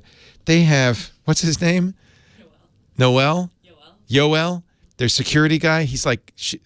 Asha says he's psychotic, but in a good way.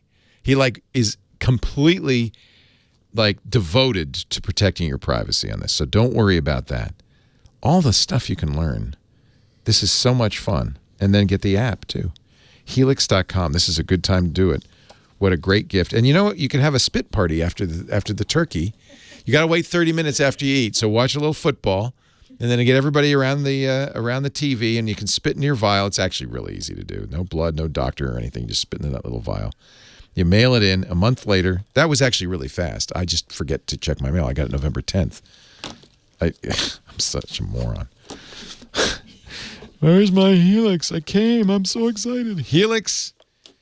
You got to do this. Helix DNA Discovery. Helix.com. 30% off through November 22nd. Oh, I can't wait. I want to do all of them. Do you have a bundle like I could order all of them? We thought about doing that. We don't yet. I feel like we should. Make it the Leo bundle. Videotape you saying that? Yeah. Can we have the Leo? I'd pay like $200 just to get them all together, right? Yeah. I think that's definitely like in our trajectory. The problem is, and the thing that's cool about this is you're going to always have more stuff. So as more partners come along or you learn more things, you're going to have more stuff. So you've done this. The data's there, and now it's just a matter of as we learn more and more, you're gonna learn more and more about yourself. I think that is really, really cool. Another one that is super fun is DNA Passport. Show me that one. Where is that on here, or does that go back to the National Geographic? Or it's in the entertainment category. Entertainment, DNA Passport. All right, let me go to entertainment. It's in the app. The problem is the app is hard to see. Grip strength. They're fun ones. I'm not going to look at your grip strength, Asha. That's none of my business. All right, let's see what I gotta see. I gotta see what her grip strength is. Grip strength. I have full agreement to share it publicly. Oh, you have a stronger grip than most people. No wonder you don't mind telling everybody. Wow. Let me see. Can I see some other things? Yeah, you can click on everything. I'm not going to check your asparagus pea. That's none of my business. You probably don't have any male pattern baldness, but you could have gotten that from your dad. I do, actually. Yeah. You do? Yeah. Oh, you're likely to be bald? Yeah. But that's only for men, right? It made me go buy that hair growth vitamin. So, but your son might end up having male pattern baldness. So that's a good thing to not tell him. Let him enjoy his hair. Sun sensitivity. You'd like to know that, right? You're more sensitive, so you need to slap on the sunblock. Oh, I want to do this. Now, which one is this? DNA Passport. Oh, this is fun. This is fun stuff. This is one of my favorite products. Yeah. It's all fun, useful. Oh, you're normal with caffeine. Okay, I bet I'm high. Vitamin D levels? So that's actually genetic. Your B6 metabolism? Oh, are you a warrior or a strategist? You're right in the middle. You're both. You don't have a bias. Oh, God, I got to do this for Lisa. I have to find out what my wife is. I have a thought. My guess is Lisa's on the warrior side and I'm on the strategist side. Because I'm always saying, slow down. You don't want to kill him yet. Let's see what's going to happen. Morning person. Are you a morning person? Very much so. Cock-a-doodle-doo. You shouldn't be. You shouldn't be. You're less likely to be a morning person. So remember, it's nature and nurture. So you may have been brought up to be a morning person, but you went kicking and screaming. Let's put it that way. How big your mosquito? Ooh, do you have perfect pitch? No. Oh yeah, you do. You might have perfect pitch. You might not, though. It's a nature thing that didn't happen for me. Didn't happen. But you did get morning person. So this is very cool. This is very cool. So this is the DNA Passport, and this is you can see this on the web as well, but it's fun to have it on your phone because you can compare it with your family members and stuff. This is very cool. So people are saying, "Oh, it's like astrology." It's not like this is science, my friend.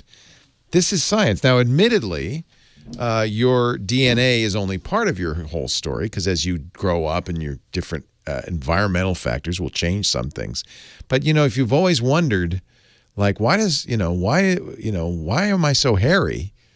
That's not environmental, baby. That ain't environment. So there's definitely tendencies, right? So it's nice to know that. And then there are some things health-wise that you really do want to know, like BRCA. If you knew your BRCA, that would be a huge impact for many women, actually men too.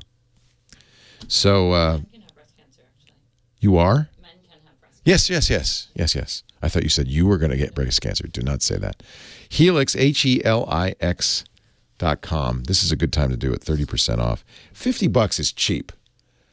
That's not bad. That would be a great gift to give the whole family. It comes with $20 more, so you can buy And you get another $20. Do you get any reports for the $50? What do you get for the $50? You get ancestry and wellness. You get ancestry and wellness. It's a great deal.